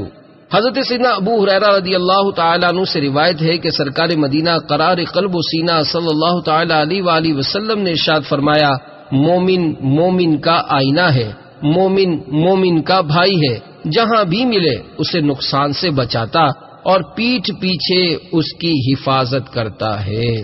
نمبر 93، حضرت سیدنا عبداللہ بن عمر رضی اللہ تعالیٰ عنہما سے روایت ہے کہ ایک دن میٹھے میٹھے آقا مکی مدنی مصطفیٰ صلی اللہ تعالیٰ علیہ وآلہ وسلم نے صحابہ کرام رضوان اللہ تعالیٰ علیہ مجمعین سے استفسار فرمایا، مجھے ایسے درخت کے بارے میں بتاؤ جو مسلمان مرد کے مشابہ ہوتا ہے اور اس کے پتے نہیں گرتے اور وہ اپنے رب کے حکم سے ہر وقت پھل دیتا ہے۔ حضرت سیدنا عبداللہ بن عمر رضی اللہ تعالیٰ عنہما فرماتے ہیں کہ میرے دل میں خیال آیا کہ ہو نہ ہو یہ کھجور کا درخت ہے، لیکن میں نے امیر المومنین سیدنا ابو بکر صدیق اور امیر المومنین سیدنا عمر فاروق اعظم رضی اللہ تعالیٰ عنہما کی موجودگی میں بولنا مناسب خیال نہ کیا۔ جب وہ دونوں بھی نہ بولے تو حضور نبی پاک صلی اللہ تعالیٰ علیہ وآلہ وسلم نے خود ہی ارشاد فرمایا کہ وہ کھجور کا درخت ہے۔ نمبر 94، حضرت سیدنا انس بن مالک رضی اللہ تعالیٰ عنہ سے روایت ہے کہ شہنشاہ مدینہ قرار قلب و سینہ صلی اللہ تعالیٰ علیہ وآلہ وسلم نے ارشاد فرمایا، جو کسی مومن کی مہمان نوازی کرے یا اس کی حاجت کو اس پر آسان کر دے تو اللہ عز و جل کے ذمہ کرم پر ہے کہ جنت میں اسے خدام عطا کرے۔ کسی کی پریشانی دور کرنے کی فضیلت۔ نمبر 95، حضرت سیدنا انس بن مالک رضی اللہ تعالیٰ عنہ سے روایت ہے کہ تاجدار رسالت ماہ نبوت صلی اللہ تعالیٰ علیہ وآلہ وسلم نے ارشاد فرمایا، بے شک اللہ عز و جل پریشان حالوں کی مدد کرنے کو پسند فرماتا ہے۔ نمبر 96، حضرت سیدنا انس بن مالک رضی اللہ تعالیٰ عنہ سے روایت ہے کہ حضور نبی پاک صاحب الاولاق صلی اللہ تعالیٰ علیہ وآلہ وسلم نے ارشاد فرمایا، جو کسی غم زدہ کی دستگیری کرتا ہے اللہ عز و جل اس کے لیے 73 نیکیاں لکھتا ہے، ایک نیکی سے اللہ عز و جل اس کی دنیا و آخرت کو سنوارتا اور باقی نیکیاں اس کے لیے درجات کی بلندی کا سبب بنتی ہیں۔ نمبر 97، حضرت سیدنا ابو سعید خدری رضی اللہ تعالیٰ عنہ بیان کرتے ہیں کہ ایک مرتبہ ہم سرکار نامدار مدینے کے تاجدار صلی اللہ تعالیٰ علیہ وآلہ وسلم کے شریک سفر تھے کہ ایک شخص کمزور سی سواری پر سوار ہو کر آیا اور اس نے اپنی سواری کو دائیں بائیں گھمانا شروع کر دیا۔ آپ صلی اللہ تعالیٰ علیہ وآلہ وسلم نے ارشاد فرمایا، جس کے پاس زائد سواری ہو وہ اسے دے دے، جس کے پاس سواری نہیں اور جس کے پاس بچی ہوئی خوراک ہو وہ اسے کھلا دے، جس کے پاس خوراک نہیں۔ اسی طرح مال کی مختلف اقسام ذکر فرمائی، حتیٰ کہ ہم نے محسوس کیا کہ بچی ہوئی چیز میں سے کسی کو اپنے پاس رکھ لینے کا حق ہی نہیں ہے۔ نمبر 98، حضرت سیدنا ابو ذر غفاری رضی اللہ تعالیٰ عنہ بیان کرتے ہیں کہ میں نے بارگاہ رسالت صلی اللہ تعالیٰ علیہ وآلہ وسلم میں عرض کی، یا رسول اللہ صلی اللہ تعالیٰ علیہ وآلہ وسلم، بندے کو کون سی چیز دوزخ سے نجات دلوائے گی؟ ارشاد فرمایا، اللہ عز و جل پر ایمان لانا۔ میں نے عرض کی، کیا ایمان کے ساتھ کوئی عمل بھی ہے؟ ارشاد فرمایا، بندے کو جو اللہ عز و جل نے رزق دیا ہے اس میں سے کچھ نہ کچھ صدقہ کرتا رہے۔ میں نے عرض کی، اگر وہ فقیر ہو کہ دینے کے لیے کچھ نہ پاتا ہو تو ارشاد فرمایا، وہ نیکی کی دعوت دے اور برائی سے منع کرے۔ میں نے عرض کی، یا رسول اللہ صلی اللہ علیہ وآلہ وسلم، اگر وہ اچھے طریقے سے گفتگو نہ کر سکتا ہو کہ نیکی کی دعوت دے اور برائی سے منع کر؟ ارشاد فرمایا، کسی جاہل کے ساتھ کوئی نیکی کر دے۔ میں نے عرض کی، اگر وہ خود جاہل ہو، کسی کے ساتھ بھلائی نہ کر سکتا ہو تو؟ ارشاد فرمایا، وہ مغلوب کی مدد کرے۔ پھر ارشاد فرمایا، کیا تم اپنے بھائی میں کوئی بھلائی نہیں چھوڑنا چاہتے کہ لوگوں سے اذیت کو دور کر دے؟ میں نے عرض کی، یا رسول اللہ صلی اللہ تعالی علیہ وآلہ وسلم، کیا ایسا کرنے والا جنت میں داخل ہو جائے گا؟ ارشاد فرمایا، جو مومن یا مسلمان ان خصلتوں میں سے کوئی خصلت اپنائے گا میں اس کا ہاتھ پکڑ کر اسے جنت میں داخل کر دوں گا۔ کمزوروں کی کفالت کرنے کی فضیلت۔ نمبر 99، حضرت سیدنا ابو ہریرہ رضی اللہ تعالیٰ عنہ سے روایت ہے کہ اللہ عز و جل کے پیارے حبیب صلی اللہ تعالیٰ علیہ وآلہ وسلم نے ارشاد فرمایا، بیوہ اور مسکین کی کفالت کے لیے کوشش کرنے والا اللہ عز و جل کی راہ میں جہاد کرنے والے کی طرح ہے۔ نمبر 100، حضرت سیدنا ابو ہریرہ رضی اللہ تعالی عنہ سے روایت ہے کہ نور کے پیکر تمام نبیوں کے سرور صلی اللہ تعالی علیہ وآلہ وسلم نے ارشاد فرمایا، بیوہ اور مسکین کی کفالت کے لیے کوشش کرنے والا اللہ عز و جل کی راہ میں جہاد کرنے والے مجاہد یا اس شخص کی طرح ہے جو دن کو روزہ رکھتا اور رات کو قیام کرتا ہے۔ نمبر 101، حضرت سیدنا جابر رضی اللہ تعالیٰ عنہ سے روایت ہے کہ سرکار مکہ مکرمہ سردار مدینہ منورہ صلی اللہ تعالیٰ علیہ وآلہ وسلم نے ارشاد فرمایا، جس نے کسی مسلمان مردے کے لیے قبر کھودی، اللہ عز و جل جنت میں اس کے لیے گھر بنائے گا اور اسے قیامت تک اس کا اجر ملتا رہے گا۔ جس نے میت کو غسل دیا وہ گناہوں سے ایسے پاک صاف ہو کر نکلتا ہے جیسا کہ اس دن تھا کہ جس دن اس کی ماں نے اسے جنا تھا۔ جس نے میت کو کفن پہنایا اللہ عز و جل اسے میت کے کپڑوں کی تعداد کے برابر جنتی لباس پہنائے گا۔ جس نے کسی غمزدہ کو تسلی دی اللہ عز و جل اسے تقوی کا لباس پہنائے گا، اور جب وہ فوت ہوگا تو ارواح میں اس کی روح پر رحمت نازل فرمائے گا۔ جس نے کسی مصیبت زدہ کو تسلی دی اللہ عز و جل اسے ایسے 2 جنتی حلے عطا فرمائے گا کہ جن کی قیمت ساری دنیا بھی نہیں ہو سکتی۔ جو جنازے کے پیچھے چلا یہاں تک کہ تدفین مکمل ہو گئی تو اللہ عز و جل اس کے لیے 3 قرات اجر لکھے گا، اور 1 قرات احد پہاڑ سے بڑا ہے۔ جس نے کسی یتیم یا بیوہ کی کفالت کی اللہ عز و جل اسے عرش کے سائے میں جگہ عطا فرمائے گا اور اسے اپنی جنت میں داخل فرمائے گا۔ جو روزہ رکھے یا مسکین کو کھانا کھلائے اور جنازے کے ساتھ چلے اور مریض کی عیادت کرے تو اسے کوئی گناہ نہ پہنچے گا۔ یتیموں کی کفالت کرنے کی فضیلت۔ نمبر 102،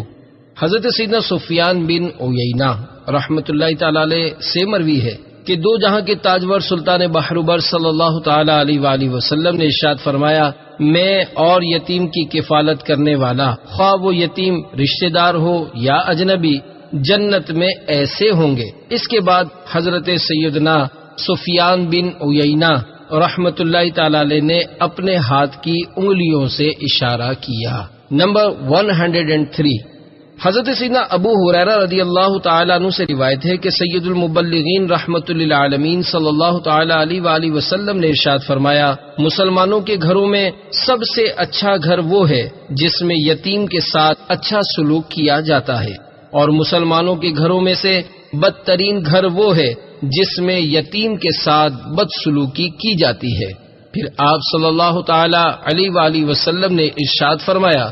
میں اور یتیم کی کفالت کرنے والا جنت میں ایسے ہوں گے۔ پھر شہادت اور درمیان کی انگلی کو جمع فرما دیا۔ نمبر 104،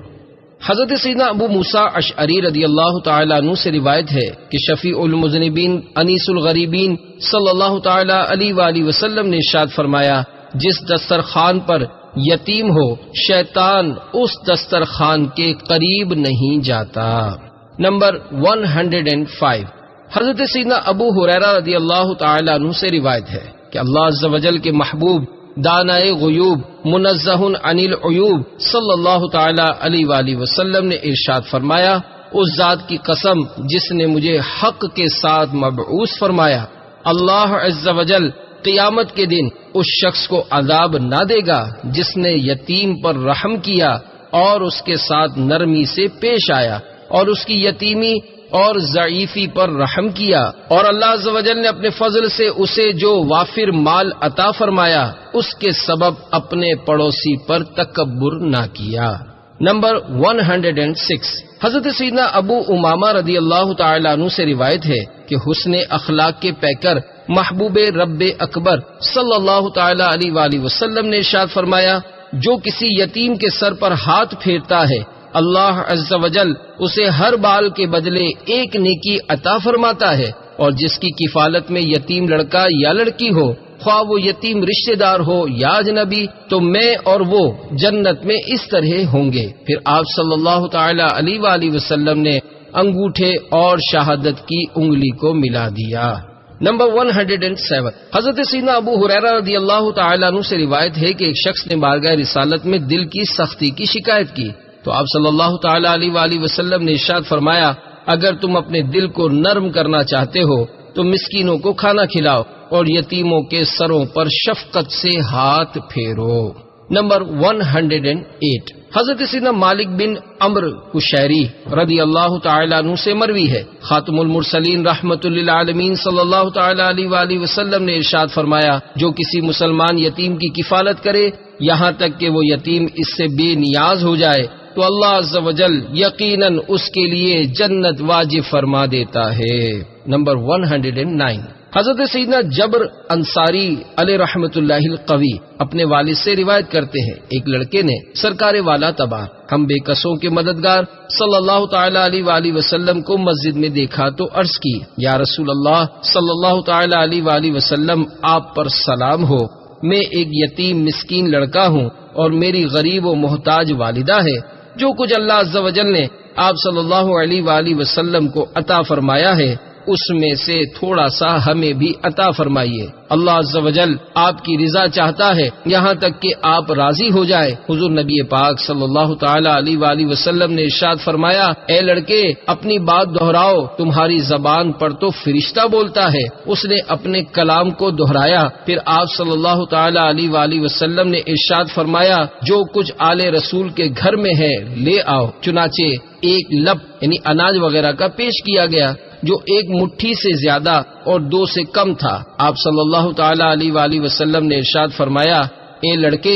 یہ لے جاؤ، اس میں تمہارے اور تمہاری والدہ اور بہن کے لیے دوپہر اور رات کا کھانا ہے، میں اس میں برکت کی دعا سے تمہاری مدد کرتا رہوں گا۔ چنانچہ وہ لڑکا وہاں سے رخصت ہو کر جب مسجد کے دروازے پر پہنچا تو اس کا سامنا حضرت سیدنا سعد بن ابی وقاص رضی اللہ تعالی عنہ سے ہوا۔ آپ نے اس کے سر پر دست شفقت پھیرا۔ راوی فرماتے ہیں، یہ معلوم نہیں کہ آپ رضی اللہ تعالی عنہ نے اسے کچھ عطا کیا یا نہیں۔ جب آپ رضی اللہ تعالی عنہ بارگاہ رسالت میں حاضر ہوئے تو حضور سرور کونین صلی اللہ تعالی علیہ وآلہ وسلم نے ارشاد فرمایا، جب تم یتیم سے ملے تھے کیا میں نے تمہیں اس کے سر پر ہاتھ پھیرتے نہیں دیکھا؟ حضرت سیدنا سعد بن ابی وقاص رضی اللہ تعالیٰ عنہ نے عرض کی، کیوں نہیں؟ آپ صلی اللہ تعالی علیہ وآلہ وسلم نے ارشاد فرمایا، جس بال پر تمہارا ہاتھ گزرا اس کے بدلے میں تمہارے لیے نیکی ہے۔ اس حدیث سے معلوم ہوا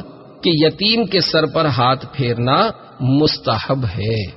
لاوارث بچوں کی تربیت اور ان کے بڑے ہونے تک ان پر خرچ کرنے کی فضیلت۔ نمبر 110، ام المومنین حضرت سیدتنا عائشہ صدیقہ رضی اللہ تعالی عنہا سے روایت ہے کہ سید عالم نور مجسم صلی اللہ تعالی علیہ وآلہ وسلم نے ارشاد فرمایا، جس نے کسی بچے کی پرورش کی یہاں تک کہ وہ لا الہ الا اللہ کہنا شروع کر دے تو اللہ عز و جل اس شخص سے حساب نہ لے گا۔ حسن سلوک کی فضیلت۔ نمبر 111، حضرت سیدنا عبداللہ بن یزید ختمی رضی اللہ تعالی عنہ سے روایت ہے کہ رحمت عالم نور مجسم صلی اللہ تعالی علیہ وآلہ وسلم نے ارشاد فرمایا، ہر بھلائی صدقہ ہے۔ نمبر 112، حضرت سیدنا عبداللہ بن مسعود رضی اللہ تعالی عنہ سے روایت ہے کہ حضور نبی مکرم نور مجسم صلی اللہ تعالی علیہ وآلہ وسلم نے ارشاد فرمایا، ہر بھلائی صدقہ ہے، خواہ غنی کے ساتھ ہو یا فقیر کے ساتھ۔ حضرت سیدنا علامہ عبد الرؤف مناوی علیہ رحمت اللہ الوالی اس حدیث مبارکہ کے تحت فرماتے ہیں کہ یہ حدیث اپنی اولاد اور غیر کی یتیم اولاد وغیرہ سب کو شامل ہے۔ نمبر 113، حضرت سیدنا ابو موسیٰ اشعری رضی اللہ تعالی عنہ سے روایت ہے کہ رسول اکرم شاہ بنی آدم صلی اللہ تعالی علیہ وآلہ وسلم نے ارشاد فرمایا، نیکی اور بدی کو لوگوں کے لیے پیدا کیا گیا ہے، بروز قیامت انہیں کھڑا کیا جائے گا۔ نیکی اپنے کرنے والوں کو بشارتیں دے گی اور ان سے بھلائی کا وعدہ کرے گی، جبکہ برائی کہے گی دور ہو جاؤ، مگر وہ اس کی طاقت نہیں رکھیں گے بلکہ برائی کے ساتھ چمٹیں گے۔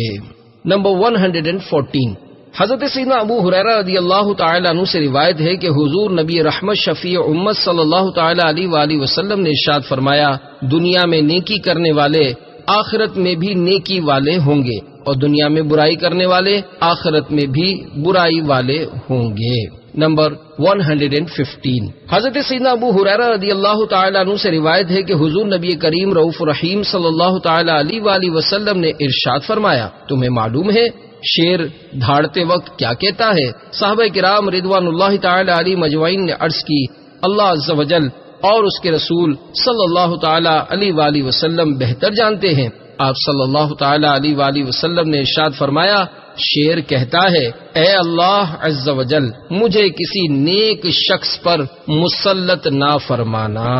نمبر 116، حضرت سیدنا جابر بن عبداللہ رضی اللہ تعالیٰ عنہ سے روایت ہے کہ سرکار مدینہ قرار قلب و سینہ صلی اللہ تعالیٰ علیہ وآلہ وسلم نے ارشاد فرمایا، صدقہ اگرچہ 70,000 ہاتھوں میں سے گزرے تو بھی آخری شخص کا اجر پہلے صدقہ کرنے والے کے برابر ہوگا۔ نمبر 117، حضرت سیدنا ابو ہریرہ رضی اللہ تعالیٰ عنہ سے روایت ہے کہ میٹھے میٹھے آقا مکی مدنی مصطفیٰ صلی اللہ تعالیٰ علیہ وآلہ وسلم نے ارشاد فرمایا، ہر روز طلوع آفتاب کے بعد انسان کے ہر جوڑ پر صدقہ ہے، اگر تم دو بندوں کے درمیان انصاف سے فیصلہ کرو تو یہ صدقہ ہے، اگر تم سواری پر سوار ہونے میں کسی کی مدد کرو تو یہ بھی صدقہ ہے، اگر کسی کا سامان سواری پر رکھو تو یہ بھی صدقہ ہے، اچھی بات کرنا بھی صدقہ ہے، ہر قدم جو نماز کی طرف اٹھے صدقہ ہے، اور راستے سے تکلیف دہ چیز ہٹا دینا بھی صدقہ ہے۔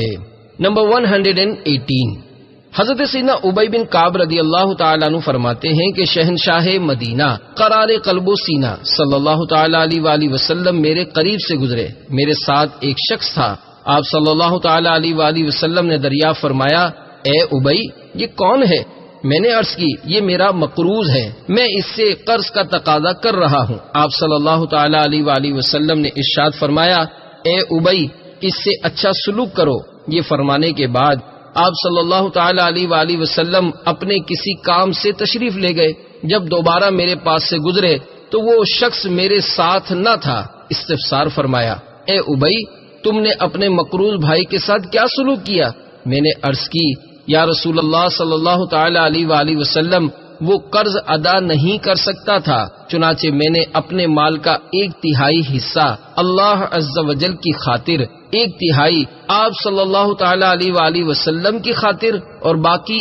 1/3 اللہ عز و جل کی طرف سے مجھے عقیدہ توحید کی توفیق ملنے کے سبب معاف کر دیا۔ آپ صلی اللہ تعالیٰ علیہ وآلہ وسلم نے خوش ہو کر 3 بار ارشاد فرمایا، اللہ عز و جل تم پر رحم کرے، ہمیں اسی چیز کا حکم دیا گیا ہے۔ پھر ارشاد فرمایا، اے ابی بے شک اللہ عز و جل نے اپنی مخلوق میں سے کچھ لوگوں کو بھلائی کا سبب بنایا ہے، بھلائی اور بھلائی کے کاموں کو ان کا محبوب بنا دیا، بھلائی کے حریصوں پر بھلائی کا طلب کرنا آسان فرما دیا اور ان پر عطا کی بارش برسائی، لہذا خیر طلب کرنے والوں کی مثال اس بارش کی سی ہے جو اللہ عز و جل نے بنجر و قحط زدہ زمین پر برسائی، اس کے سبب سے زمین اور اہل زمین کو زندگی بخشی، اور بے شک اللہ عز و جل نے مخلوق میں اچھائی کے دشمن بھی پیدا فرمائے ہیں، پھر بھلائی اور بھلائی کے کاموں کو ان کے لیے ناپسندیدہ بنا دیا اور انہیں بھلائی طلب کرنے سے روک دیا۔ ان کی مثال اس بارش کی سی ہے جسے اللہ عز و جل نے قحط زدہ زمین پر برسنے سے روک دیا اور اس کے سبب زمین اور اہل زمین کو ہلاک فرما دیا۔ اچھے اعمال کرنے کی فضیلت۔ نمبر 119، حضرت سیدنا جابر رضی اللہ تعالیٰ عنہ سے روایت ہے کہ تاجدار رسالت شہنشاہ نبوت صلی اللہ تعالیٰ علیہ وآلہ وسلم نے ارشاد فرمایا، بے شک اللہ عز و جل نے مجھے حسن اخلاق اور اچھے اعمال کو کمال تک پہنچانے کے لیے مبعوث فرمایا ہے۔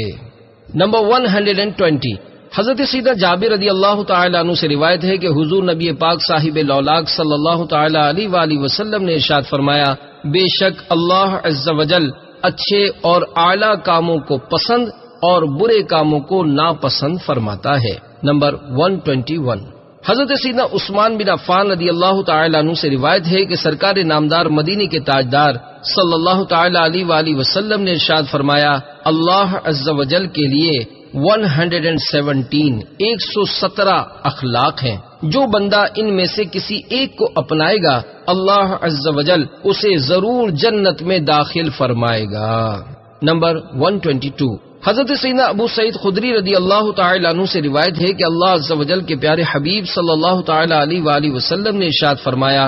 اللہ عز و جل کے حضور ایک لوح ہے جس پر 315 اخلاق ہے. اللہ عز و جل ارشاد فرماتا ہے جو ان میں سے کسی ایک پر عمل کرے اور میرے ساتھ کسی کو شریک نہ ٹھہرائے تو میں اسے جنت میں داخل کروں گا. نمبر 123 مروی ہے کہ نور کے پیکر تمام نبیوں کے سرور صلی اللہ تعالی علیہ وآلہ وسلم نے ارشاد فرمایا ایمان کے 333 اوصاف ہیں جو ان میں سے کسی ایک پر بھی عمل کرے گا جنت میں داخل ہوگا. مسلمان پر ظلم کرنے کی مذمت. نمبر 124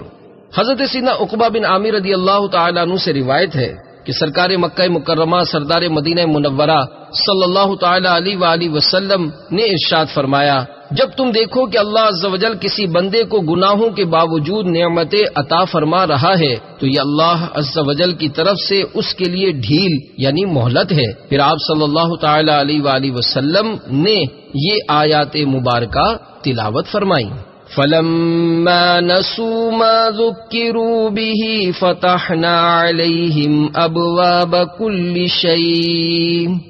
حَتَّى إِذَا فَرِحُوا بِمَا أُوتُوا أَخَذْنَاهُمْ بَغْتَةً فَإِذَا هُمْ مُبْلِسُونَ فَقُطِعَ دَابِرُ الْقَوْمِ الَّذِينَ ظَلَمُوا والحمد للہ رب العالمین. پارہ 7 سورہ انعام آیت 44-45. ترجمہ کنز الایمان. پھر جب انہوں نے بھلا دیا جو نصیحتیں ان کو کی گئی تھیں ہم نے ان پر ہر چیز کے دروازے کھول دیے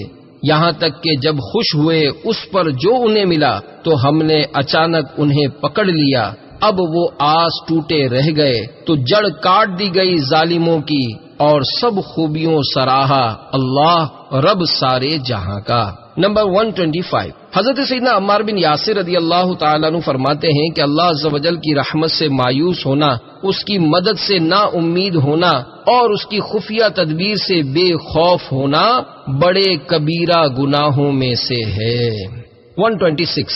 حضرت سیدنا خزیمہ بن ثابت رضی اللہ تعالیٰ عنہ سے مروی ہے کہ 2 جہاں کے تاجور سلطان بحر بر صلی اللہ تعالیٰ علیہ وآلہ وسلم نے ارشاد فرمایا مظلوم کی بد دعا سے بچو کہ یہ آسمانوں پر اٹھائی جاتی ہے اور اللہ عز و جل ارشاد فرماتا ہے اے مظلوم مجھے اپنی عزت و جلال کی قسم میں تیری مدد ضرور کروں گا اگرچہ کچھ تاخیر سے ہو. نمبر 127 حضرت سیدنا ابو ہریرہ رضی اللہ تعالی عنہ سے مروی ہے سید المبلغین رحمت للعالمین صلی اللہ تعالی علیہ وآلہ وسلم نے ارشاد فرمایا مظلوم کی بد دعا سے بچو اگرچہ وہ کافر ہی کیوں نہ ہو کیونکہ اس کا کفر تو اس کی اپنی جان پر ہے. نمبر 128 حضرت سیدنا جابر رضی اللہ تعالی عنہ سے روایت ہے کہ شفیع المذنبین انیس الغریبین صلی اللہ تعالی علیہ وآلہ وسلم نے ارشاد فرمایا ظلم بروز قیامت اندھیرا ہوگا. نمبر 129 حضرت سیدنا ابن عباس رضی اللہ تعالی عنہ سے روایت ہے کہ اللہ عز و جل کے محبوب دانہ غیوب منزہ عن العیوب صلی اللہ تعالی علیہ وآلہ وسلم نے ارشاد فرمایا کہ تمہارا رب عز و جل ارشاد فرماتا ہے مجھے اپنی عزت و جلال کی قسم میں ظالم سے ضرور بدلہ لوں گا جلد یا تاخیر سے اور اس سے بھی ضرور انتقام لوں گا جس نے مظلوم کو دیکھا لیکن باوجود قدرت اس کی مدد نہ کی. مسلمان بھائی کی جائز سفارش کرنے کی فضیلت. نمبر 130 حضرت سیدنا ابو موسیٰ اشعری رضی اللہ تعالی عنہ سے روایت ہے کہ حسن اخلاق کے پیکر محبوب رب اکبر صلی اللہ تعالی علیہ وآلہ وسلم نے ارشاد فرمایا جب کوئی حاجت مند آئے تو اس کی سفارش کیا کرو تاکہ تمہیں اجر ملے اور اللہ عز و جل جو چاہے اپنے نبی کی زبان سے فیصلہ جاری کروائے. نمبر 131 حضرت سیدنا سمورہ بن جندب رضی اللہ تعالی عنہ سے روایت ہے کہ خاتم المرسلین رحمت للعالمین صلی اللہ تعالی علیہ وآلہ وسلم نے ارشاد فرمایا سب سے افضل صدقہ زبان کا صدقہ ہے۔ صحابہ کرام رضوان اللہ تعالی علیہم اجمعین نے عرض کی، یا رسول اللہ صلی اللہ علیہ وآلہ وسلم، زبان کا صدقہ کیا ہے؟ ارشاد فرمایا، تمہاری وہ سفارش جس سے کسی قیدی کو رہائی دلا دو، کسی کی جان بچا لو، اور کوئی بھلائی اپنے بھائی کی طرف بڑھا دو، اور اس سے کوئی مصیبت دور کر دو۔ نمبر 132، ام المومنین حضرت سیدتنا عائشہ صدیقہ رضی اللہ تعالی عنہا سے روایت ہے کہ سرکار والا تبار ہم بے کسوں کے مددگار صلی اللہ تعالی علیہ وآلہ وسلم نے ارشاد فرمایا، جو اپنے مسلمان بھائی کے کسی نیکی کے کام میں یا کسی مشکل کو آسان کرنے میں بادشاہ کے ہاں واسطہ بنے تو اللہ عز و جل پل صراط کو پار کرنے میں کہ جس دن قدم ڈگمگا رہے ہوں گے اس کی مدد فرمائے گا۔ نمبر 133، حضرت سیدنا ابو سعید خدری رضی اللہ تعالی عنہ سے روایت ہے کہ سید عالم نور مجسم صلی اللہ تعالی علیہ وآلہ وسلم نے ارشاد فرمایا، ظالم حاکم کے سامنے حق بات کہنا بہت بڑا جہاد ہے۔ مسلمان کی عزت کا تحفظ اور اس کی مدد کرنے کی فضیلت۔ نمبر 134، حضرت سیدنا ابو درداء رضی اللہ تعالی عنہ سے روایت ہے کہ رحمت عالم نور مجسم صلی اللہ تعالی علیہ وآلہ وسلم نے ارشاد فرمایا، جو بھی اپنے مسلمان بھائی کی عزت کی حفاظت کرتا ہے، اللہ عز و جل قیامت کے دن جہنم کی آگ سے اس کی حفاظت فرمائے گا۔ پھر آپ صلی اللہ تعالی علیہ وآلہ وسلم نے یہ آیت مبارکہ تلاوت فرمائی، وَكَانَ حَقًّا عَلَيْنَا نَصْرُ الْمُؤْمِنِينَ۔ پارہ 21 سورہ روم، آیت 48، آیت نمبر 48، ترجمہ کنز ایمان۔ اور ہمارے ذمہ کرم پر ہے مسلمانوں کی مدد فرمانا۔ نمبر 135، حضرت سیدنا عمران بن حسین رضی اللہ تعالی عنہ سے روایت ہے کہ حضور نبی مکرم نور مجسم صلی اللہ تعالی علیہ وآلہ وسلم نے ارشاد فرمایا، جو اپنے بھائی کی مدد کرنے کی طاقت رکھتا ہو اور غیر موجودگی میں اس کی مدد کرے تو اللہ عز و جل دنیا اور آخرت میں اس کی مدد فرمائے گا۔ نمبر 136، حضرت سیدنا انس بن مالک رضی اللہ تعالی عنہ سے روایت ہے کہ رسول اکرم شاہ بنی آدم صلی اللہ تعالی علیہ وآلہ وسلم نے ارشاد فرمایا، جو اپنے بھائی کی غیر موجودگی میں اس کی مدد کرے تو اللہ عز و جل دنیا اور آخرت میں اس کی مدد فرمائے گا۔ نمبر 137، حضرت سیدنا جابر بن عبداللہ اور حضرت سیدنا ابو طلحہ رضی اللہ تعالی عنہما سے روایت ہے کہ حضور نبی رحمت شفیع امت صلی اللہ تعالی علیہ وآلہ وسلم نے ارشاد فرمایا، جو کسی مسلمان کی ایسی جگہ مدد کرنا چھوڑ دیتا ہے جہاں اس کی بے عزتی ہو رہی ہو تو اللہ عز و جل اس شخص کی مدد بھی ایسی جگہ نہیں فرماتا جہاں وہ مدد کا طلبگار ہوتا ہے، اور جو کسی مسلمان کی ایسی جگہ مدد کرتا ہے جہاں اس کی بے عزتی ہو رہی ہو اور اس کی آبرو ریزی کی جا رہی ہو تو اللہ عز و جل اس مددگار کی ایسی جگہ مدد فرماتا ہے جہاں وہ مدد کا طلبگار ہوتا ہے۔ نمبر 138، حضرت سیدنا سہل بن معاذ بن انس جوہنی علیہ رحمت اللہ القوی اپنے والد سے روایت کرتے ہیں کہ حضور نبی کریم رؤوف الرحیم صلی اللہ تعالی علیہ وآلہ وسلم نے ارشاد فرمایا، جس نے کسی مسلمان کی عزت کو اس منافق سے بچایا جو پیٹھ پیچھے اس کی برائی کر رہا تھا تو اللہ عز و جل بروز قیامت اس کی طرف ایک فرشتہ بھیجے گا جو اسے جہنم کی آگ سے بچائے گا، اور جس نے کسی مسلمان کو ذلیل و رسوا کرنے کے لیے کوئی بات کی اللہ عز و جل اسے جہنم کے پل پر روکے رکھے گا یہاں تک کہ وہ اپنی کہی ہوئی بات سے نکلے، یعنی اس پر کوئی دلیل لے آئے۔ لوگوں سے محبت کرنے کی فضیلت۔ نمبر 139، حضرت سیدنا ابو ہریرہ رضی اللہ تعالی عنہ سے روایت ہے کہ سرکار مدینہ قرار قلب و سینہ صلی اللہ تعالی علیہ وآلہ وسلم نے ارشاد فرمایا، ایمان کے بعد سب سے افضل عمل لوگوں سے محبت کرنا ہے۔ نمبر 140، حضرت سیدنا عبداللہ بن عمر رضی اللہ تعالی عنہما سے روایت ہے کہ میٹھے میٹھے آقا مکی مدنی مصطفیٰ صلی اللہ تعالی علیہ وآلہ وسلم نے ارشاد فرمایا، میانہ روی سے خرچ کرنا نصف معیشت، لوگوں سے محبت کرنا نصف عقل، اور اچھا سوال کرنا آدھا علم ہے۔ نمبر 141، حضرت سیدنا جابر رضی اللہ تعالیٰ عنہ سے روایت ہے کہ شہنشاہ مدینہ قرار قلب و سینہ صلی اللہ تعالی علیہ وآلہ وسلم نے ارشاد فرمایا، لوگوں سے خوش اخلاقی سے ملنا صدقہ ہے۔ راہ خدا کے لشکروں کی مدد کرنے کی فضیلت۔ نمبر 142، حضرت سیدنا زید بن خالد رضی اللہ تعالیٰ عنہ فرماتے ہیں کہ جس نے مجاہد کو سامان وغیرہ مہیا کیا اس کا اجر بھی مجاہد کی طرح ہے، اور جس نے مجاہد کے گھر والوں کی دیکھ بھال کی اس کا اجر بھی مجاہد کی مثل ہے۔ نمبر 143 حضرت سیدنا زید بن خالد رضی اللہ تعالیٰ عنہ سے روایت ہے کہ تاجدار رسالت شہنشاہ نبوت صلی اللہ تعالی علیہ وآلہ وسلم نے ارشاد فرمایا، جس نے مجاہد کو جہاد میں جانے کے لیے زاد راہ مہیا کیا تو بے شک اس نے خود جہاد کیا، اور جس نے مجاہد کے گھر والوں کی اچھی طرح دیکھ بھال کی تو اسے بھی جہاد کرنے والے کی مثل ثواب ملے گا۔ حاجی کی مدد کرنے اور روزہ افطار کروانے کی فضیلت۔ نمبر 144 حضرت سیدنا زید بن خالد رضی اللہ تعالیٰ عنہ سے روایت ہے کہ حضور نبی پاک صاحب الاولاق صلی اللہ تعالیٰ علیہ وآلہ وسلم نے ارشاد فرمایا، جس نے روزہ افطار کروایا یا مجاہد کو جہاد میں جانے کے لیے زاد راہ مہیا کیا تو اسے بھی روزے اور جہاد کا ثواب ملے گا اور ان کے اجر میں بھی کمی واقع نہ ہوگی۔ نمبر 145 حضرت سیدنا جابر رضی اللہ تعالیٰ عنہ سے روایت ہے کہ سرکار نامدار مدینے کے تاجدار صلی اللہ تعالیٰ علیہ وآلہ وسلم نے ارشاد فرمایا، اللہ عز و جل ایک حج کے سبب 3 لوگوں کو جنت میں داخل فرمائے گا۔ نمبر 1 میت، نمبر 2 اس کی طرف سے حج کرنے والا، اور نمبر 3 وصیت پوری کرنے والا۔ نمبر 146 حضرت سیدنا سلمان فارسی رضی اللہ تعالیٰ عنہ سے روایت ہے کہ اللہ عز و جل کے پیارے حبیب صلی اللہ تعالیٰ علیہ وآلہ وسلم نے ارشاد فرمایا، جو حلال کمائی سے کسی روزے دار کو افطار کروائے تو ملائکہ پورا رمضان اس کے لیے دعائے مغفرت کرتے رہتے ہیں، اور شب قدر میں حضرت جبرائیل امین علیہ السلام اس سے مصافحہ فرمائیں گے، اور جس شخص سے حضرت جبرائیل امین علیہ السلام مصافحہ فرماتے ہیں اس کا دل نرم اور آنسو کثیر ہو جاتے ہیں۔ ایک شخص نے عرض کی، یا رسول اللہ صلی اللہ تعالی علیہ وآلہ وسلم، اگر کسی کے پاس اتنا نہ ہو تو؟ ارشاد فرمایا، چاہے ایک لقمہ یا روٹی کا ٹکڑا ہی ہو۔ ایک اور شخص نے عرض کی، یا رسول اللہ صلی اللہ علیہ وآلہ وسلم، اگر کسی کے پاس اتنا بھی نہ ہو تو؟ ارشاد فرمایا، چاہے دودھ کی لسی ہی ہو۔ ایک اور شخص نے عرض کی، اگر اتنا بھی نہ ہو تو؟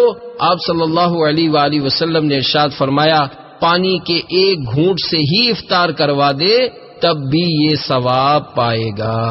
چھوٹوں پر شفقت، بڑوں کی عزت اور علماء کا احترام کرنے کی فضیلت۔ نمبر 147 حضرت سیدنا عبادہ بن صامت رضی اللہ تعالیٰ عنہ بیان کرتے ہیں کہ میں نے نور کے پیکر تمام نبیوں کے سرور صلی اللہ تعالیٰ علیہ وآلہ وسلم کو ارشاد فرماتے ہوئے سنا کہ جو ہمارے بڑوں کی عزت، ہمارے چھوٹوں پر شفقت نہ کرے اور ہمارے علماء کا حق نہ پہچانے، یعنی ان کا احترام نہ کرے، وہ میری امت میں سے نہیں۔ نمبر 148 حضرت سیدنا صباح رحمت اللہ تعالی علیہ اپنے دادا سے روایت کرتے ہیں کہ سرکار مکہ مکرمہ سردار مدینہ منورہ صلی اللہ تعالی علیہ وآلہ وسلم نے ارشاد فرمایا، سفید بالوں والے مسلمان اور حامل قرآن یعنی عالم و حافظ جو قرآن میں زیادتی کرے نہ اس سے اعراض کرے، ان کی تعظیم کرنا اللہ عز و جل کی تعظیم کرنا ہی ہے۔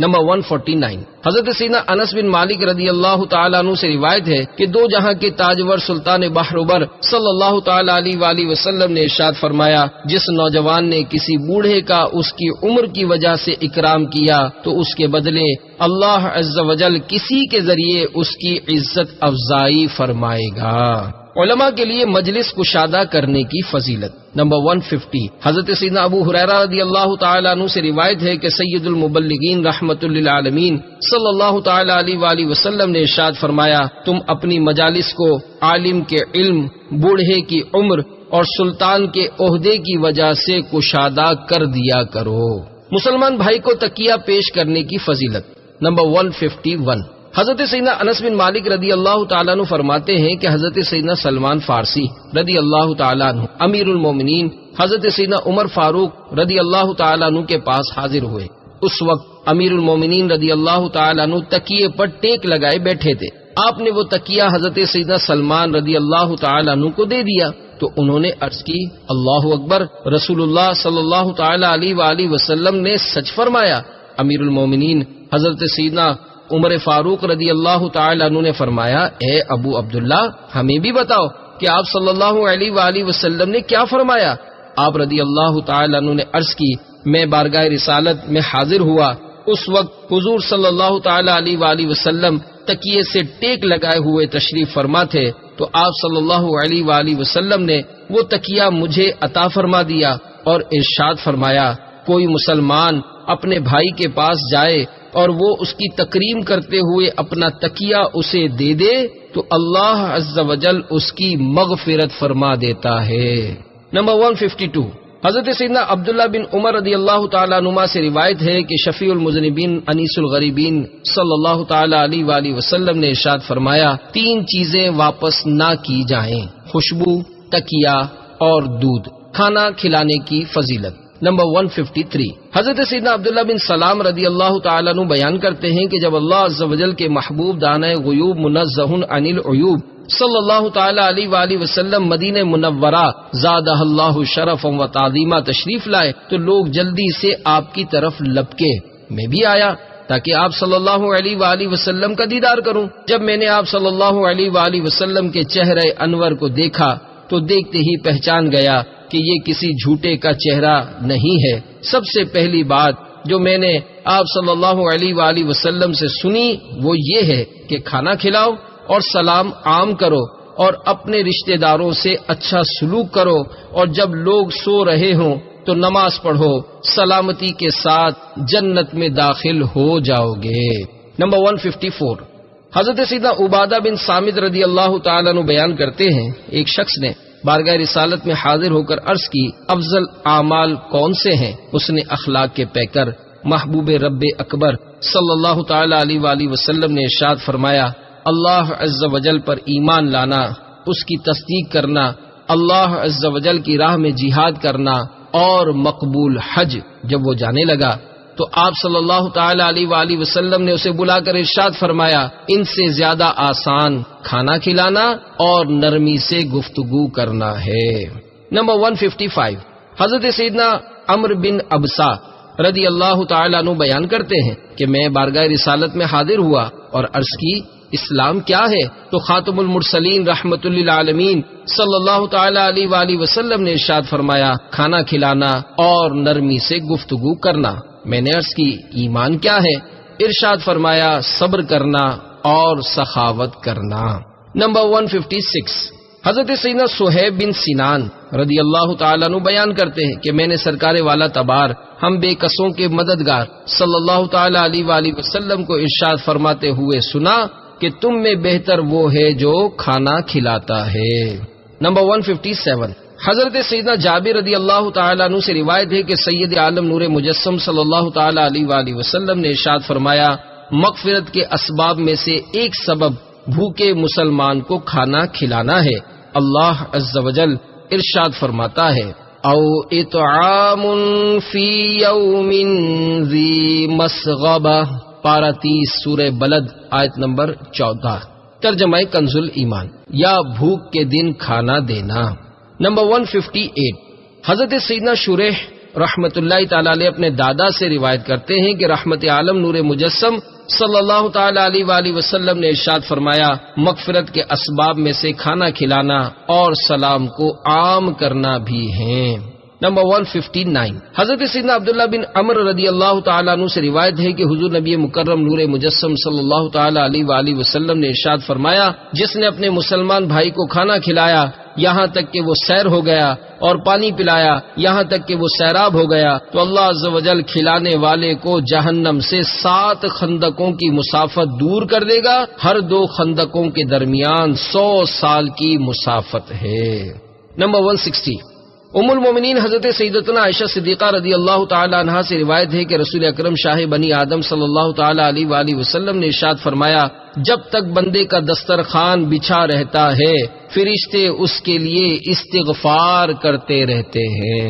نمبر 161، حضرت سیدنا جابر رضی اللہ تعالی عنہ سے روایت ہے کہ حضور نبی رحمت شفیع امت صلی اللہ تعالی علیہ وآلہ وسلم نے ارشاد فرمایا، اللہ عز و جل کو سب سے زیادہ پسند وہ کھانا ہے جسے کھانے والے زیادہ ہوں۔ نمبر 162، حضرت سیدنا انس بن مالک رضی اللہ تعالیٰ عنہ سے روایت ہے کہ حضور نبی کریم رؤوف الرحیم صلی اللہ تعالیٰ علیہ وآلہ وسلم نے ارشاد فرمایا، جس گھر میں مہمان ہوں بھلائی اس گھر کی طرف کوہان میں چھڑی چلنے سے بھی زیادہ تیز پہنچتی ہے۔ نمبر 163، حضرت سیدنا انس بن مالک رضی اللہ تعالیٰ عنہ سے روایت ہے کہ سرکار مدینہ قرار قلب و سینہ صلی اللہ تعالیٰ علیہ وآلہ وسلم نے ارشاد فرمایا، جو اپنے مسلمان بھائی کی بھوک کو مٹانے کا اہتمام کرے اور اسے کھانا کھلائے یہاں تک کہ وہ سیر ہو جائے تو اللہ عز و جل اس کی مغفرت فرما دے گا۔ نمبر 164، حضرت سیدنا جابر بن عبداللہ رضی اللہ تعالیٰ عنہ سے روایت ہے کہ میٹھے میٹھے آقا مکی مدنی مصطفیٰ صلی اللہ تعالیٰ علیہ وآلہ وسلم نے ارشاد فرمایا، جو بھوکے کو کھانا کھلائے اللہ عز و جل اسے اپنے عرش کے سائے میں جگہ عطا فرمائے گا۔ نمبر 165، حضرت سیدنا انس بن مالک رضی اللہ تعالیٰ عنہ سے روایت ہے کہ شہنشاہ مدینہ قرار قلب و سینہ صلی اللہ تعالیٰ علیہ وآلہ وسلم نے ارشاد فرمایا، اللہ عز و جل بھوکے جگر کو ٹھنڈا کرنے والے یعنی اسے کھانا کھلانے والے سے محبت فرماتا ہے۔ نمبر 166، حضرت سیدنا انس بن مالک رضی اللہ تعالیٰ عنہ سے روایت ہے کہ تاجدار رسالت شہنشاہ نبوت صلی اللہ تعالیٰ علیہ وآلہ وسلم نے ارشاد فرمایا، جس نے اپنے مسلمان بھائی کو کوئی میٹھی چیز کھلائی تو اللہ عز و جل اس سے محشر کی سختیاں دور فرما دے گا۔ نمبر 167، حضرت سیدنا عبداللہ بن عمر رضی اللہ تعالیٰ عنہ سے روایت ہے، حضور نبی پاک صاحب الاولاق صلی اللہ تعالیٰ علیہ وآلہ وسلم نے ارشاد فرمایا، بے شک جنت میں بالا خانے ہیں جن کا اندرونی منظر باہر سے اور بیرونی منظر اندر سے نظر آتا ہے۔ صحابہ کرام رضوان اللہ تعالیٰ علیہ مجمعین نے عرض کی، یا رسول اللہ صلی اللہ علیہ وآلہ وسلم یہ کس کے لیے ہیں؟ ارشاد فرمایا، یہ اس کے لیے ہیں جو اچھی گفتگو کرے، کھانا کھلائے اور رات کو جب لوگ سو رہے ہوں تو یہ اللہ عز و جل کی بارگاہ میں قیام کرے۔ نمبر 168، حضرت سیدنا جابر رضی اللہ تعالیٰ عنہ سے روایت ہے کہ بارگاہ رسالت میں عرض کی گئی، حج کی مانند کون سی نیکی ہے؟ تو سرکار نامدار مدینے کے تاجدار صلی اللہ تعالیٰ علیہ وآلہ وسلم نے ارشاد فرمایا، کھانا کھلانا اور نرمی سے گفتگو کرنا۔ نمبر 169، حضرت سیدنا بدیل رضی اللہ تعالیٰ عنہ سے روایت ہے کہ اللہ عز و جل کے پیارے حبیب صلی اللہ تعالیٰ علیہ وآلہ وسلم نے ارشاد فرمایا، بے شک مجھے اللہ عز و جل کی رضا کے لیے اپنے بھائی کو ایک لقمہ کھلانا 10 درہم صدقہ کرنے سے زیادہ پسند ہے، اور 10 درہم صدقہ کرنا مجھے غلام آزاد کرنے سے زیادہ پسند ہے۔ نمبر 170، حضرت سیدنا ابو ہریرہ رضی اللہ تعالیٰ عنہ سے روایت ہے کہ نور کے پیکر تمام نبیوں کے سرور صلی اللہ تعالیٰ علیہ وآلہ وسلم نے ارشاد فرمایا، اللہ عز و جل قیامت کے دن ارشاد فرمائے گا، اے ابن آدم میں بیمار تھا، تو نے میری عیادت کیوں نہ کی؟ وہ عرض کرے گا، اے میرے رب عز و جل میں تیری عیادت کیسے کرتا حالانکہ تو رب العالمین ہے۔ اللہ عز و جل ارشاد فرمائے گا، کیا تجھے علم نہ تھا کہ میرا فلاں بندہ بیمار ہے، پھر بھی تو نے اس کی عیادت نہ کی؟ اگر تو اس کی عیادت کرتا تو ضرور مجھے اس کے پاس پاتا۔ پھر اللہ عز و جل ارشاد فرمائے گا، اے ابن آدم میں نے تجھ سے کھانا مانگا، تو نے مجھے کھانا کیوں نہ کھلایا؟ وہ عرض کرے گا، اے اللہ عز و جل میں تجھے کیسے کھانا کھلاتا، تو تمام جہانوں کو پالنے والا ہے۔ اللہ عز و جل ارشاد فرمائے گا، کیا میرے فلاں بندے نے تجھ سے کھانا نہ مانگا تھا لیکن تو نے اسے نہ کھلایا؟ کیا تو نہ جانتا تھا کہ اگر تو اسے کھانا کھلا دیتا تو اس کا اجر میرے پاس پاتا؟ پھر اللہ عز و جل ارشاد فرمائے گا، اے ابن آدم میں نے تجھ سے پانی مانگا، تو نے مجھے پانی کیوں نہ پلایا؟ وہ عرض کرے گا، اے اللہ عز و جل میں تجھے کیسے پانی پلاتا، تو رب العالمین ہے۔ اللہ عز و جل ارشاد فرمائے گا، کیا میرے فلاں بندے نے تجھ سے پانی نہ مانگا تھا لیکن تو نے اسے نہ پلایا؟ اگر تو اسے پانی پلا دیتا تو ضرور اس کا اجر میرے پاس پاتا۔ نمبر 171، امیر المومنین حضرت سیدنا علی المرتضیٰ کرم اللہ تعالی وجہہ الکریم نے ارشاد فرمایا، میرا اپنے دوستوں کو ایک سا کھانے پر جمع کرنا مجھے اس سے زیادہ محبوب ہے کہ میں بازار جاؤں اور ایک لونڈی خرید کر آزاد کر دوں۔ نمبر 172، حضرت سیدنا عمر رضی اللہ تعالیٰ عنہ بیان کرتے ہیں کہ امام عالی مقام حضرت سیدنا امام حسین رضی اللہ تعالیٰ عنہ کی زوجہ نے ان کے پاس پیغام بھیجا، کہ ہم نے آپ کے لیے لذیذ کھانا اور خوشبو تیار کی ہے، آپ اپنے ہم پلہ لوگ دیکھیں اور انہیں ساتھ لے کر ہمارے پاس تشریف لے آئے۔ حضرت سیدنا امام حسین رضی اللہ تعالیٰ عنہ مسجد میں گئے اور وہاں جو مساکین و سائلین تھے انہیں لے کر گھر تشریف لے گئے۔ ہمسایہ خواتین بھی آپ کی زوجہ کے پاس آ گئیں اور کہنے لگیں، خدا کی قسم تمہارے گھر تو مساکین جمع ہو گئے۔ پھر حضرت سیدنا امام حسین رضی اللہ تعالیٰ عنہ اپنی زوجہ کے پاس تشریف لائے اور فرمایا، میں تمہیں اپنے اس حق کی قسم دیتا ہوں جو میرا تم پر ہے کہ تم کھانا اور خوشبو بچا کر نہیں رکھو گی۔ پھر انہوں نے ایسے ہی کیا۔ آپ رضی اللہ تعالیٰ عنہ نے پہلے مساکین کو کھانا کھلایا، پھر انہیں کپڑے پہنائے اور خوشبو لگائی۔ نمبر 173، حضرت سیدنا اسماعیل بن ابو خالد رضی اللہ تعالیٰ عنہ بیان کرتے ہیں کہ حضرت سیدنا علی بن حسین رضی اللہ تعالیٰ عنہما سواری پر سوار مساکین کے پاس سے گزرے جو بچے کچے ٹکڑے کھا رہے تھے۔ آپ رضی اللہ تعالیٰ عنہ نے انہیں سلام کیا۔ مساکین نے آپ کو کھانے کی دعوت دی تو آپ رضی اللہ تعالیٰ عنہ نے یہ آیت مبارکہ تلاوت کی، لِلَّذِينَ لَا يُرِيدُونَ عُلُوًّا فِي الْأَرْضِ وَلَا فَسَادًا۔ پارہ 20 سورہ قصص آیت نمبر 83، ترجمہ کنز الایمان۔ جو زمین میں تکبر نہیں چاہتے اور نہ فساد۔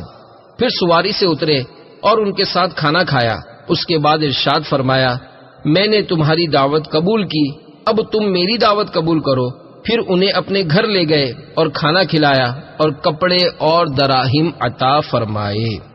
نمبر 174، حضرت سیدنا عمرو بن دینار رضی اللہ تعالیٰ عنہ بیان کرتے ہیں کہ حضرت سیدنا عبداللہ بن عباس رضی اللہ تعالیٰ عنہ کا دسترخوان کشادہ اور گفتگو اچھی ہوتی تھی۔ نمبر 175، حضرت سیدنا ابو بکر کرشی علیہ رحمۃ اللہ القوی فرماتے ہیں کہ حجاج کے لیے مصری کا ایک بہت بڑا ٹکڑا بنایا گیا جسے لوگ چوپائیوں پر بھی نہ لاد سکتے تھے۔ پھر اسے ایک چھکڑے سے کھینچ کر خلیفہ عبد الملک کے پاس لایا گیا۔ وہ اپنے گھر سے باہر نکلا اور اس کے حجم کو دیکھ کر اس کی حیت کا اندازہ لگایا، مگر اسے نہ سمجھ آیا کہ اس کا کیا کیا جائے۔ چند لمحات سوچ کر اپنے غلام کو آواز دی اور کہا، اسے حضرت سیدنا عبداللہ بن جعفر رضی اللہ تعالیٰ عنہ کے پاس لے جاؤ۔ ان دنوں آپ رضی اللہ تعالیٰ عنہ خلیفہ کے پاس ہی ٹھہرے ہوئے تھے۔ جب مصری کا اتنا بڑا ٹکڑا ان کے پاس لایا گیا تو وہ بڑے متعجب ہوئے اور لوگ اسے دیکھنے کے لیے جمع ہو گئے۔ آپ رضی اللہ تعالیٰ عنہ نے پوچھا، یہ کیا ہے؟ عرض کی گئی، یہ مصری کا ٹکڑا ہے جو خلیفہ نے آپ کے لیے بھیجا ہے۔ آپ رضی اللہ تعالیٰ عنہ نے باہر نکل کر ایک ایسی چیز دیکھی جس کی مثل لوگوں نے پہلے کبھی نہ دیکھی تھی۔ کچھ دیر غور و فکر کرنے کے بعد غلام سے فرمایا، چمڑے کے بچھونے اور کلہاڑیاں لے آؤ۔ چنانچہ اسے توڑنے کے لیے کلہاڑیاں لائی گئیں اور ساتھ ہی چمڑے کے بچھونے بھی پیش کر دیے گئے۔ آپ رضی اللہ تعالیٰ عنہ نے فرمایا، جس کے ہاتھ جو آئے وہ اسی کا ہے۔ پھر آپ وہیں کھڑے رہے یہاں تک کہ وہ ٹکڑا تمام کا تمام توڑ لیا گیا۔ جب یہ خبر خلیفہ عبد الملک کو پہنچی تو وہ بڑا متعجب ہوا اور کہنے لگا، وہ اس معاملے میں ہم سب سے زیادہ جاننے والے ہیں۔ نمبر 176، حضرت سیدنا عروہ رضی اللہ تعالیٰ عنہ فرماتے ہیں کہ میں حضرت سیدنا سعد بن عبادہ رضی اللہ تعالیٰ عنہ سے ملا تو ایک اعلان کرنے والا لوگوں کے درمیان اعلان کر رہا تھا کہ جو کوئی گوشت و چربی کھانا چاہے وہ سعد بن عبادہ کے گھر آ جائے۔ آپ فرماتے ہیں پھر میری ملاقات ان کے بیٹے قیس سے ہوئی تو وہ بھی یہی اعلان کر رہے تھے۔ حضرت سیدنا سعد بن عبادہ رضی اللہ تعالیٰ عنہ نے دعا کی، اے اللہ عز و جل مجھے کامل تعریف کرنے کی توفیق عطا فرما، مجھے بزرگی عطا فرما، اور بزرگی تو نیک اعمال میں ہے اور نیک اعمال مال سے ممکن ہے۔ اے اللہ عز و جل قلیل مال مجھے کفایت نہیں کر سکتا اور میں بھی اس پر تکیہ نہیں کر سکتا۔ نمبر 177، حضرت سیدنا نافع رضی اللہ تعالیٰ عنہ بیان کرتے ہیں کہ حضرت سیدنا عبداللہ بن عمر رضی اللہ تعالیٰ عنہ روزہ رکھا کرتے اور حضرت سیدتنا صفیہ بن عبید رضی اللہ تعالیٰ عنہ ان کی افطاری کے لیے کچھ بنا دیا کرتی تھی۔ ایک دن ان کے پاس عمدہ قسم کا انار لایا گیا تو دروازے پر ایک سائل نے سوال کیا۔ آپ رضی اللہ تعالیٰ عنہ نے فرمایا، یہ اسے دے دو۔ لیکن حضرت سیدتنا صفیہ رضی اللہ تعالیٰ عنہ نے عرض کی، اس کے لیے اس سے بہتر ہے پھر حضرت سیدتنا صفیہ رضی اللہ تعالیٰ عنہ نے مجھ سے کہا کہ اسے فلاں چیز دے دو۔ پھر جب وہ انار حضرت سیدنا عبداللہ بن عمر رضی اللہ تعالیٰ عنہ کے سامنے پیش کیا گیا تو انہوں نے فرمایا اسے اٹھاؤ اور کسی دوسرے سائل کو دے دو، کیونکہ میں اسے صدقہ کرنے کی نیت کر چکا ہوں۔ نمبر 178، حضرت سیدنا نافع رضی اللہ تعالیٰ عنہ فرماتے ہیں کہ حضرت سیدنا عبداللہ بن عمر رضی اللہ تعالیٰ عنہ بیمار ہوئے تو میں ان کے لیے 1 درہم کے انگور خریدے۔ جب وہ انگور آپ رضی اللہ تعالیٰ عنہ کے سامنے پیش کیے تو ایک سائل نے آ کر سوال کیا۔ آپ رضی اللہ تعالیٰ عنہ نے فرمایا یہ اسے دے دو، میں نے دے دیے۔ پھر میں نے اس سائل کے پیچھے کسی کو بھیجا کہ سائل سے یہ انگور اس طرح خریدے کہ حضرت سیدنا عبداللہ بن عمر رضی اللہ تعالیٰ عنہ کو پتہ نہ چلے۔ جب انگور دوبارہ آپ کی خدمت میں پیش کیے گئے تو وہ سائل پھر آ گیا۔ آپ رضی اللہ تعالیٰ عنہ پھر فرمائے اسے دے دو۔ 3 مرتبہ اسی طرح ہوا اور ہر مرتبہ سائل سے انگور خرید کر آپ کو پیش کیے گئے، لیکن آپ رضی اللہ تعالیٰ عنہ نے ہر بار انگور آنے والے سائل کو دینے کا حکم فرمایا، حتیٰ کہ لوگوں نے سائل کو اس طرح روکا کہ حضرت سیدنا عبداللہ بن عمر رضی اللہ تعالیٰ عنہ کو خبر نہ ہوئی۔ نمبر 179،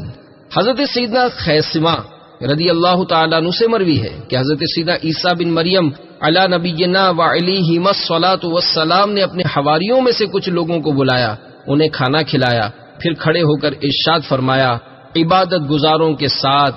ایسا ہی سلوک کیا کرو۔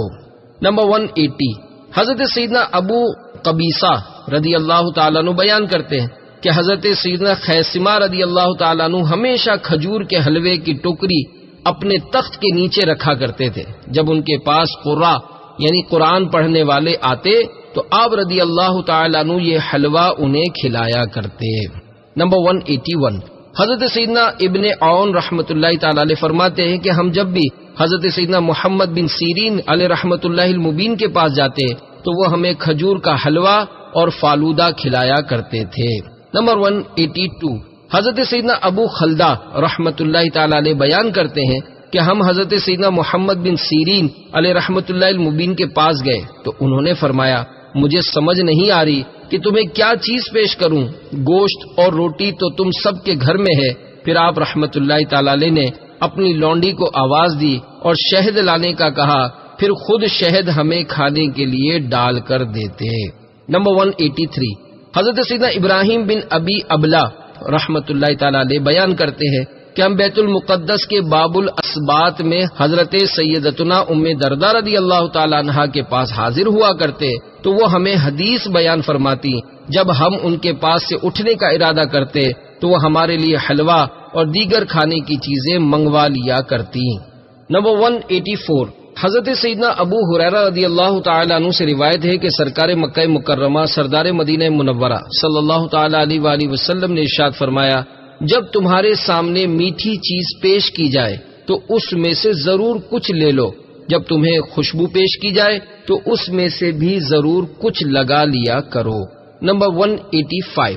حضرت سیدنا ابراہیم جمحی رحمۃ اللہ تعالی علیہ بیان کرتے ہیں کہ ایک اعرابی دیہات کا رہنے والا حضرت سیدنا عباس بن عبد المطلب رضی اللہ تعالی عنہ کے گھر میں داخل ہوا۔ آپ کے گھر کے ایک جانب حضرت سیدنا عبداللہ بن عباس رضی اللہ تعالی عنہما فتویٰ دیا کرتے، ان سے جو بھی سوال کیا جاتا اس کا جواب دیتے، اور دوسری جانب حضرت سیدنا عبداللہ بن عباس رضی اللہ تعالی عنہما ہر آنے والے کو کھانا کھلاتے۔ یہ دیکھ کر اس اعرابی نے کہا جو دنیا اور آخرت کی بھلائی چاہتا ہے وہ عباس بن عبد المطلب کے گھر ضرور آئے، کیونکہ یہ فتویٰ دیتے، لوگوں کو فقہ سکھاتے اور کھانا بھی کھلاتے ہیں۔ نمبر 186، حضرت سیدنا زبیر رضی اللہ تعالیٰ عنہ فرماتے ہیں کہ حضرت سیدنا عبداللہ بن عباس رضی اللہ تعالیٰ عنہما قربان گاہ میں جانور ذبح کروا کر وہیں لوگوں میں تقسیم فرما دیا کرتے تھے۔ اس وجہ سے مکہ مکرمہ زادہ اللہ شرفا و تعظیمہ کے بازار میں وہ جگہ ابن عباس رضی اللہ تعالیٰ عنہما کی قربان گاہ کے نام سے مشہور ہو گئی۔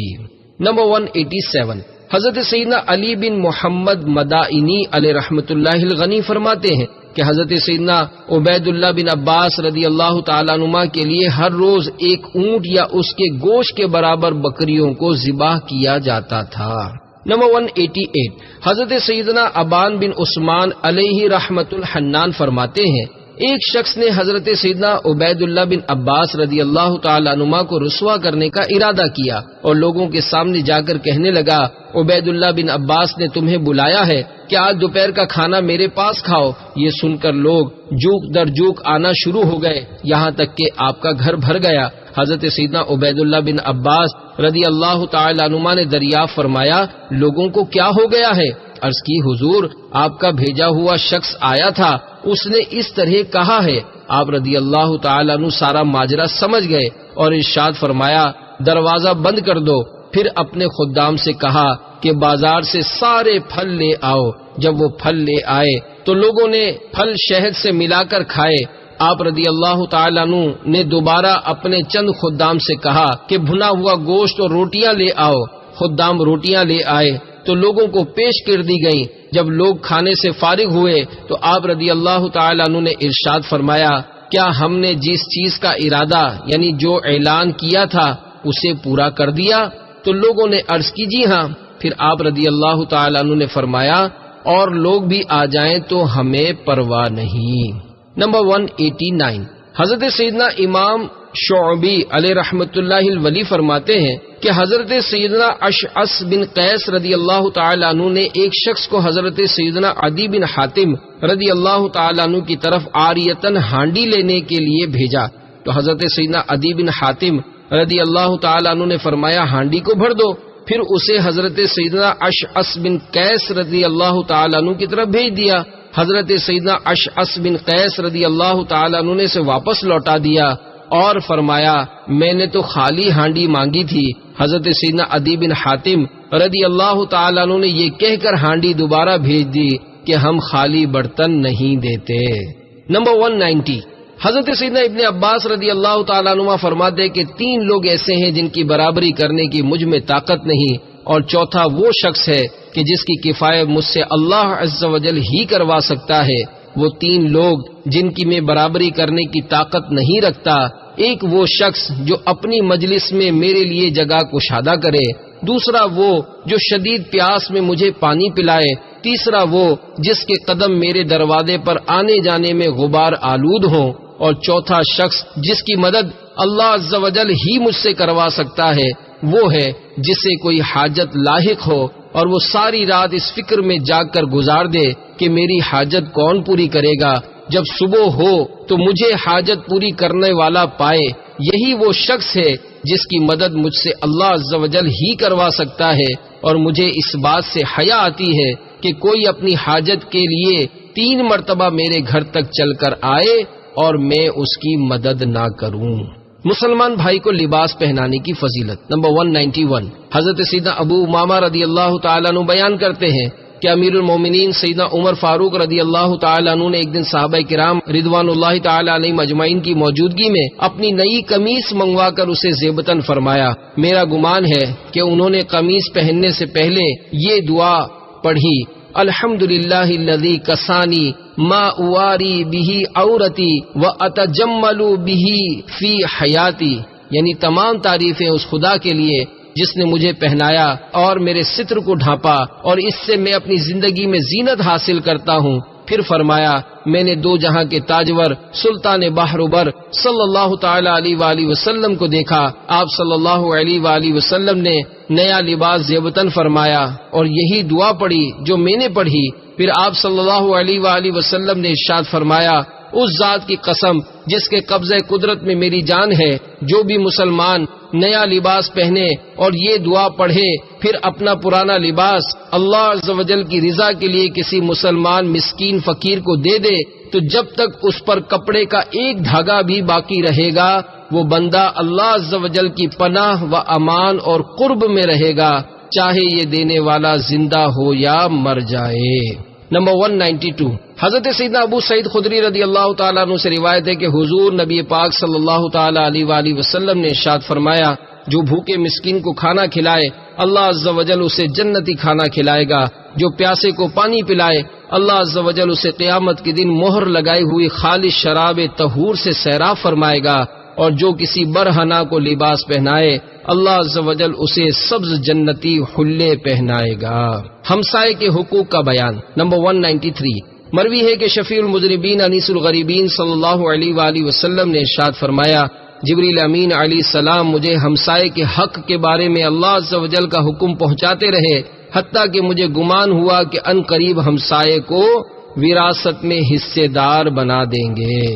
نمبر 194 حضرت سیدنا عبداللہ بن عمرو رضی اللہ تعالیٰ عنہ نے ایک بکری ذبح کرنے کا حکم دیا تو وہ ذبح کر دی گئی۔ پھر آپ نے اپنے خادم سے دریافت کیا کہ کیا تم نے اس میں سے ہمارے یہودی ہمسائے کو کچھ بھیجا، کیونکہ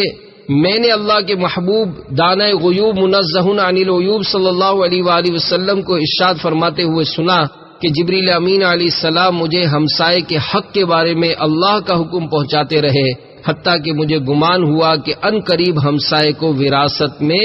حصے دار بنا دیں گے۔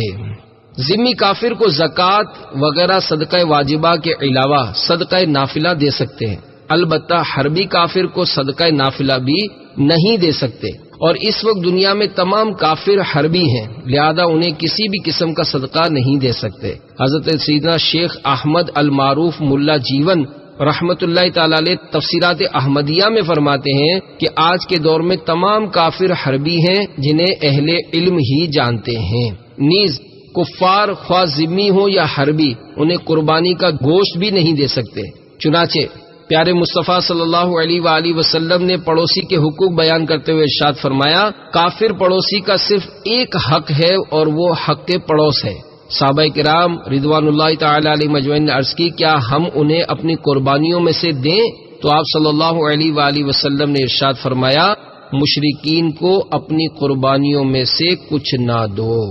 نمبر 195 حضرت سیدنا ابو امامہ باہلی رضی اللہ تعالیٰ عنہ بیان کرتے ہیں کہ اس نے اخلاق کے پیکر نبیوں کے تاجور صلی اللہ علیہ وآلہ وسلم اپنی اونٹنی جدعا پر سوار تھے۔ میں نے آپ صلی اللہ علیہ وآلہ وسلم کو ارشاد فرماتے ہوئے سنا کہ میں تمہیں پڑوسی کے بارے میں وصیت کرتا ہوں۔ آپ صلی اللہ علیہ وآلہ وسلم نے یہ بات بار بار ارشاد فرمائی۔ راوی کہتے ہیں میں نے دل میں کہا کہ آپ صلی اللہ علیہ وآلہ وسلم اسے وارث بنا دیں گے۔ نمبر 196 حضرت سیدنا انس بن مالک رضی اللہ تعالیٰ عنہ سے روایت ہے کہ خاتم المرسلین رحمت للعالمین صلی اللہ علیہ وآلہ وسلم نے ارشاد فرمایا، تمام مخلوق اللہ عز و جل کی پروردہ ہے، اور اللہ عز و جل کو اپنی مخلوق میں سب سے زیادہ محبوب وہ ہے جو اس کے پروردہ کے ساتھ حسن سلوک سے پیش آئے۔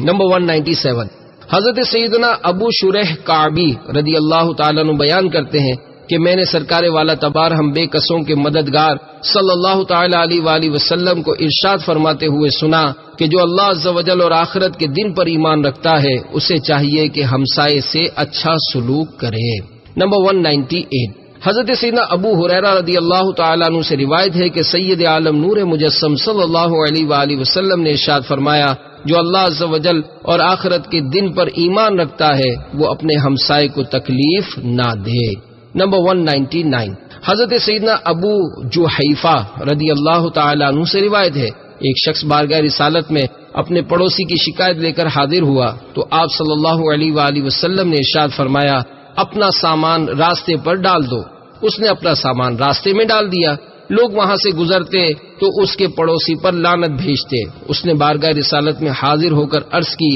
یا رسول اللہ صلی اللہ علیہ وآلہ وسلم، لوگ میرے ساتھ کیسا برتاؤ کر رہے ہیں؟ آپ صلی اللہ علیہ وآلہ وسلم نے ارشاد فرمایا، لوگ تمہارے ساتھ کیسا برتاؤ کر رہے ہیں؟ عرض کی، مجھے لعن طعن کر رہے ہیں۔ آپ صلی اللہ علیہ وآلہ وسلم نے ارشاد فرمایا، لوگوں سے پہلے اللہ عز و جل نے تجھ پر لعنت بھیجی۔ اس نے عرض کی، آج کے بعد میں کبھی ایسا نہیں کروں گا۔ چنانچہ وہ شخص جس نے بارگاہ رسالت میں شکایت کی تھی حاضر ہوا تو آپ صلی اللہ علیہ وآلہ وسلم نے ارشاد فرمایا، اپنا سامان اٹھا لو، تیری تکلیف اللہ عز و جل نے دور فرما دی ہے۔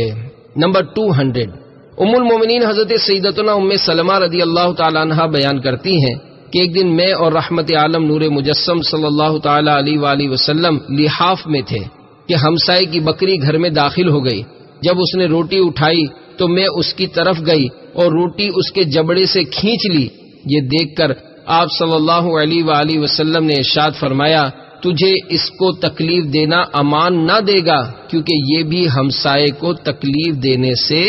کچھ کم نہیں۔ صلو علی الحبیب۔ تعارف مصنف، نام و نسب۔ آپ رحمت اللہ تعالی علیہ کا نام نامی اسم گرامی سلیمان بن احمد بن ایوب مطیر لخمی طبرانی ہے۔ کنیت ابو قاسم ہے اور امام طبرانی کے نام سے مشہور ہے۔ ولادت باسعادت۔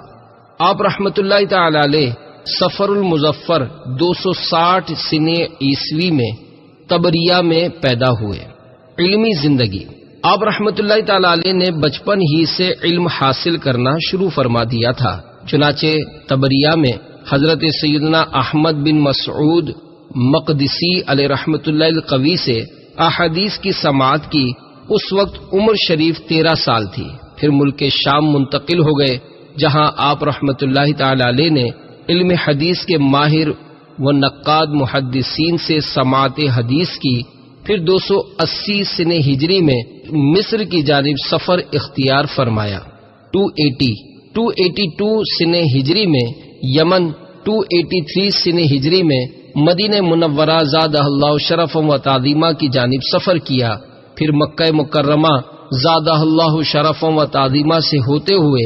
دوبارہ یمن تشریف لے آئے۔ 285 سنہ ہجری میں مصر لوٹ آئے اور 287 سنہ ہجری میں عراق کا سفر فرمایا۔ ان تمام سفروں کے دوران کچھ وقت ائمہ حدیث سے حدیث کی سماعت کا شرف حاصل کیا، پھر فارس منتقل ہو گئے اور تا دم وفات وہیں قیام پذیر رہے۔ صلو علی الحبیب صلی اللہ تعالی علی محمد۔ اساتذہ کرام،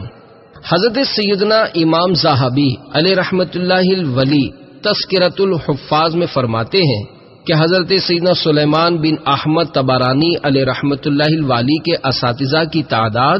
1000 سے زائد ہے۔ حضرت سیدنا امام طبرانی علیہ رحمت اللہ الوالی کے شاگرد رشید حضرت سیدنا ابو نعیم اصفہانی قدس سرہ النورانی حلیۃ الاولیاء میں فرماتے ہیں کہ آپ رحمت اللہ تعالی علیہ نے بے شمار اکابر علماء سے حدیث روایت کی ہیں۔ چند مشہور شیوخ کے اسماء گرامی یہ ہیں: نمبر 1 سیدنا علی بن عبد العزیز بغوی، نمبر 2 حضرت سیدنا ابو مسلم کشی، نمبر 3 حضرت سیدنا محمد بن عبداللہ حضرمی، نمبر 4 حضرت سیدنا عبداللہ بن احمد بن حنبل، نمبر 5 حضرت سیدنا اسحاق بن ابراہیم دبری، نمبر 6 حضرت سیدنا یوسف بن یعقوب قاضی، اور نمبر 7 حضرت سیدنا محمد بن عثمان بن ابی شیبہ رحمہم اللہ تعالی علیہم اجمعین۔ تلامذہ، بے شمار تشنگان علم نے آپ رحمت اللہ تعالی علیہ کے بحر علم سے اپنی پیاس بجھائی، جن میں سے چند اسماء گرامی یہ ہیں: نمبر 1 حضرت سیدنا حافظ احمد بن موسیٰ بن مردویہ، نمبر 2 حضرت سیدنا حافظ محمد بن احمد جارودی، نمبر 3 حضرت سیدنا حافظ محمد بن اسحاق بن محمد بن یحییٰ اصبہانی، اور نمبر 4 حضرت سیدنا حافظ محمد بن ابو علی احمد بن عبد الرحمن حمدانی زکوانی رحمہم اللہ تعالی علی مجمعین۔ نیز آپ رحمت اللہ تعالی علیہ کے بعض شیوخ نے بھی آپ سے روایات لی ہیں۔ تصنیف و تالیف۔ آپ رحمت اللہ تعالی علیہ نے کثیر کتب تصنیف فرمائی، جن میں سے چند کے نام درج ذیل ہیں: نمبر 1 المعجم الکبیر، نمبر 2 المعجم الاوسط، نمبر 3 المعجم الصغیر، نمبر 4 زیر نظر رسالہ مکارم الاخلاق، نمبر 5 کتاب الاوائل، نمبر 6 کتاب الاحادیث الطوال، نمبر 7 کتاب الدعاء۔ تعریفی کلمات۔ حضرت سیدنا امام سمعانی قدس سرہ النورانی الانصاب میں فرماتے ہیں کہ حضرت سیدنا امام طبرانی علیہ رحمت اللہ الوالی نے اپنے زمانے کے حافظ الحدیث تھے۔ علم حدیث کے حصول کے لیے مختلف ممالک کا سفر اختیار فرمایا اور بے شمار شیوخ سے ملاقات کی اور حفاظ حدیث سے مذاکرہ کیا۔ پھر عمر کے آخری ایام میں اصبہان میں سکونت اختیار فرمائی اور کثیر کتب تصنیف فرمائی۔ حضرت سیدنا امام ابن عساکر رحمت اللہ تعالی علیہ تاریخ دمشق میں فرماتے ہیں کہ حضرت سیدنا امام طبرانی علیہ رحمۃ اللہ الوالی کثیر احادیث حفظ کرنے اور احادیث کے حصول کے لیے سفر کرنے والوں میں سے ایک ہیں۔ حضرت سیدنا امام ابن عماد علیہ رحمۃ اللہ الجواد شذرات الذہب میں فرماتے ہیں کہ حضرت سیدنا امام طبرانی علیہ رحمۃ اللہ الوالی قابل اعتماد اور سچے محدث تھے، قوی حافظے کے مالک اور علل و رجال احادیث اور ابواب کی کامل بصیرت رکھنے والے تھے۔ وصال علم و عمل کا یہ حسین پیکر علم کے موتی لٹاتے اور علم کے پیاسوں کو سیراب کرتے ہوئے ماہ ذوالقعدہ 360 ہجری میں دار فانی سے دار بقا کی جانب کوچ کر گیا۔ انا للہ و انا الیہ راجعون۔ اللہ عز و جل کے ان پر رحمت ہو اور ان کے صدقے ہماری مغفرت ہو، آمین۔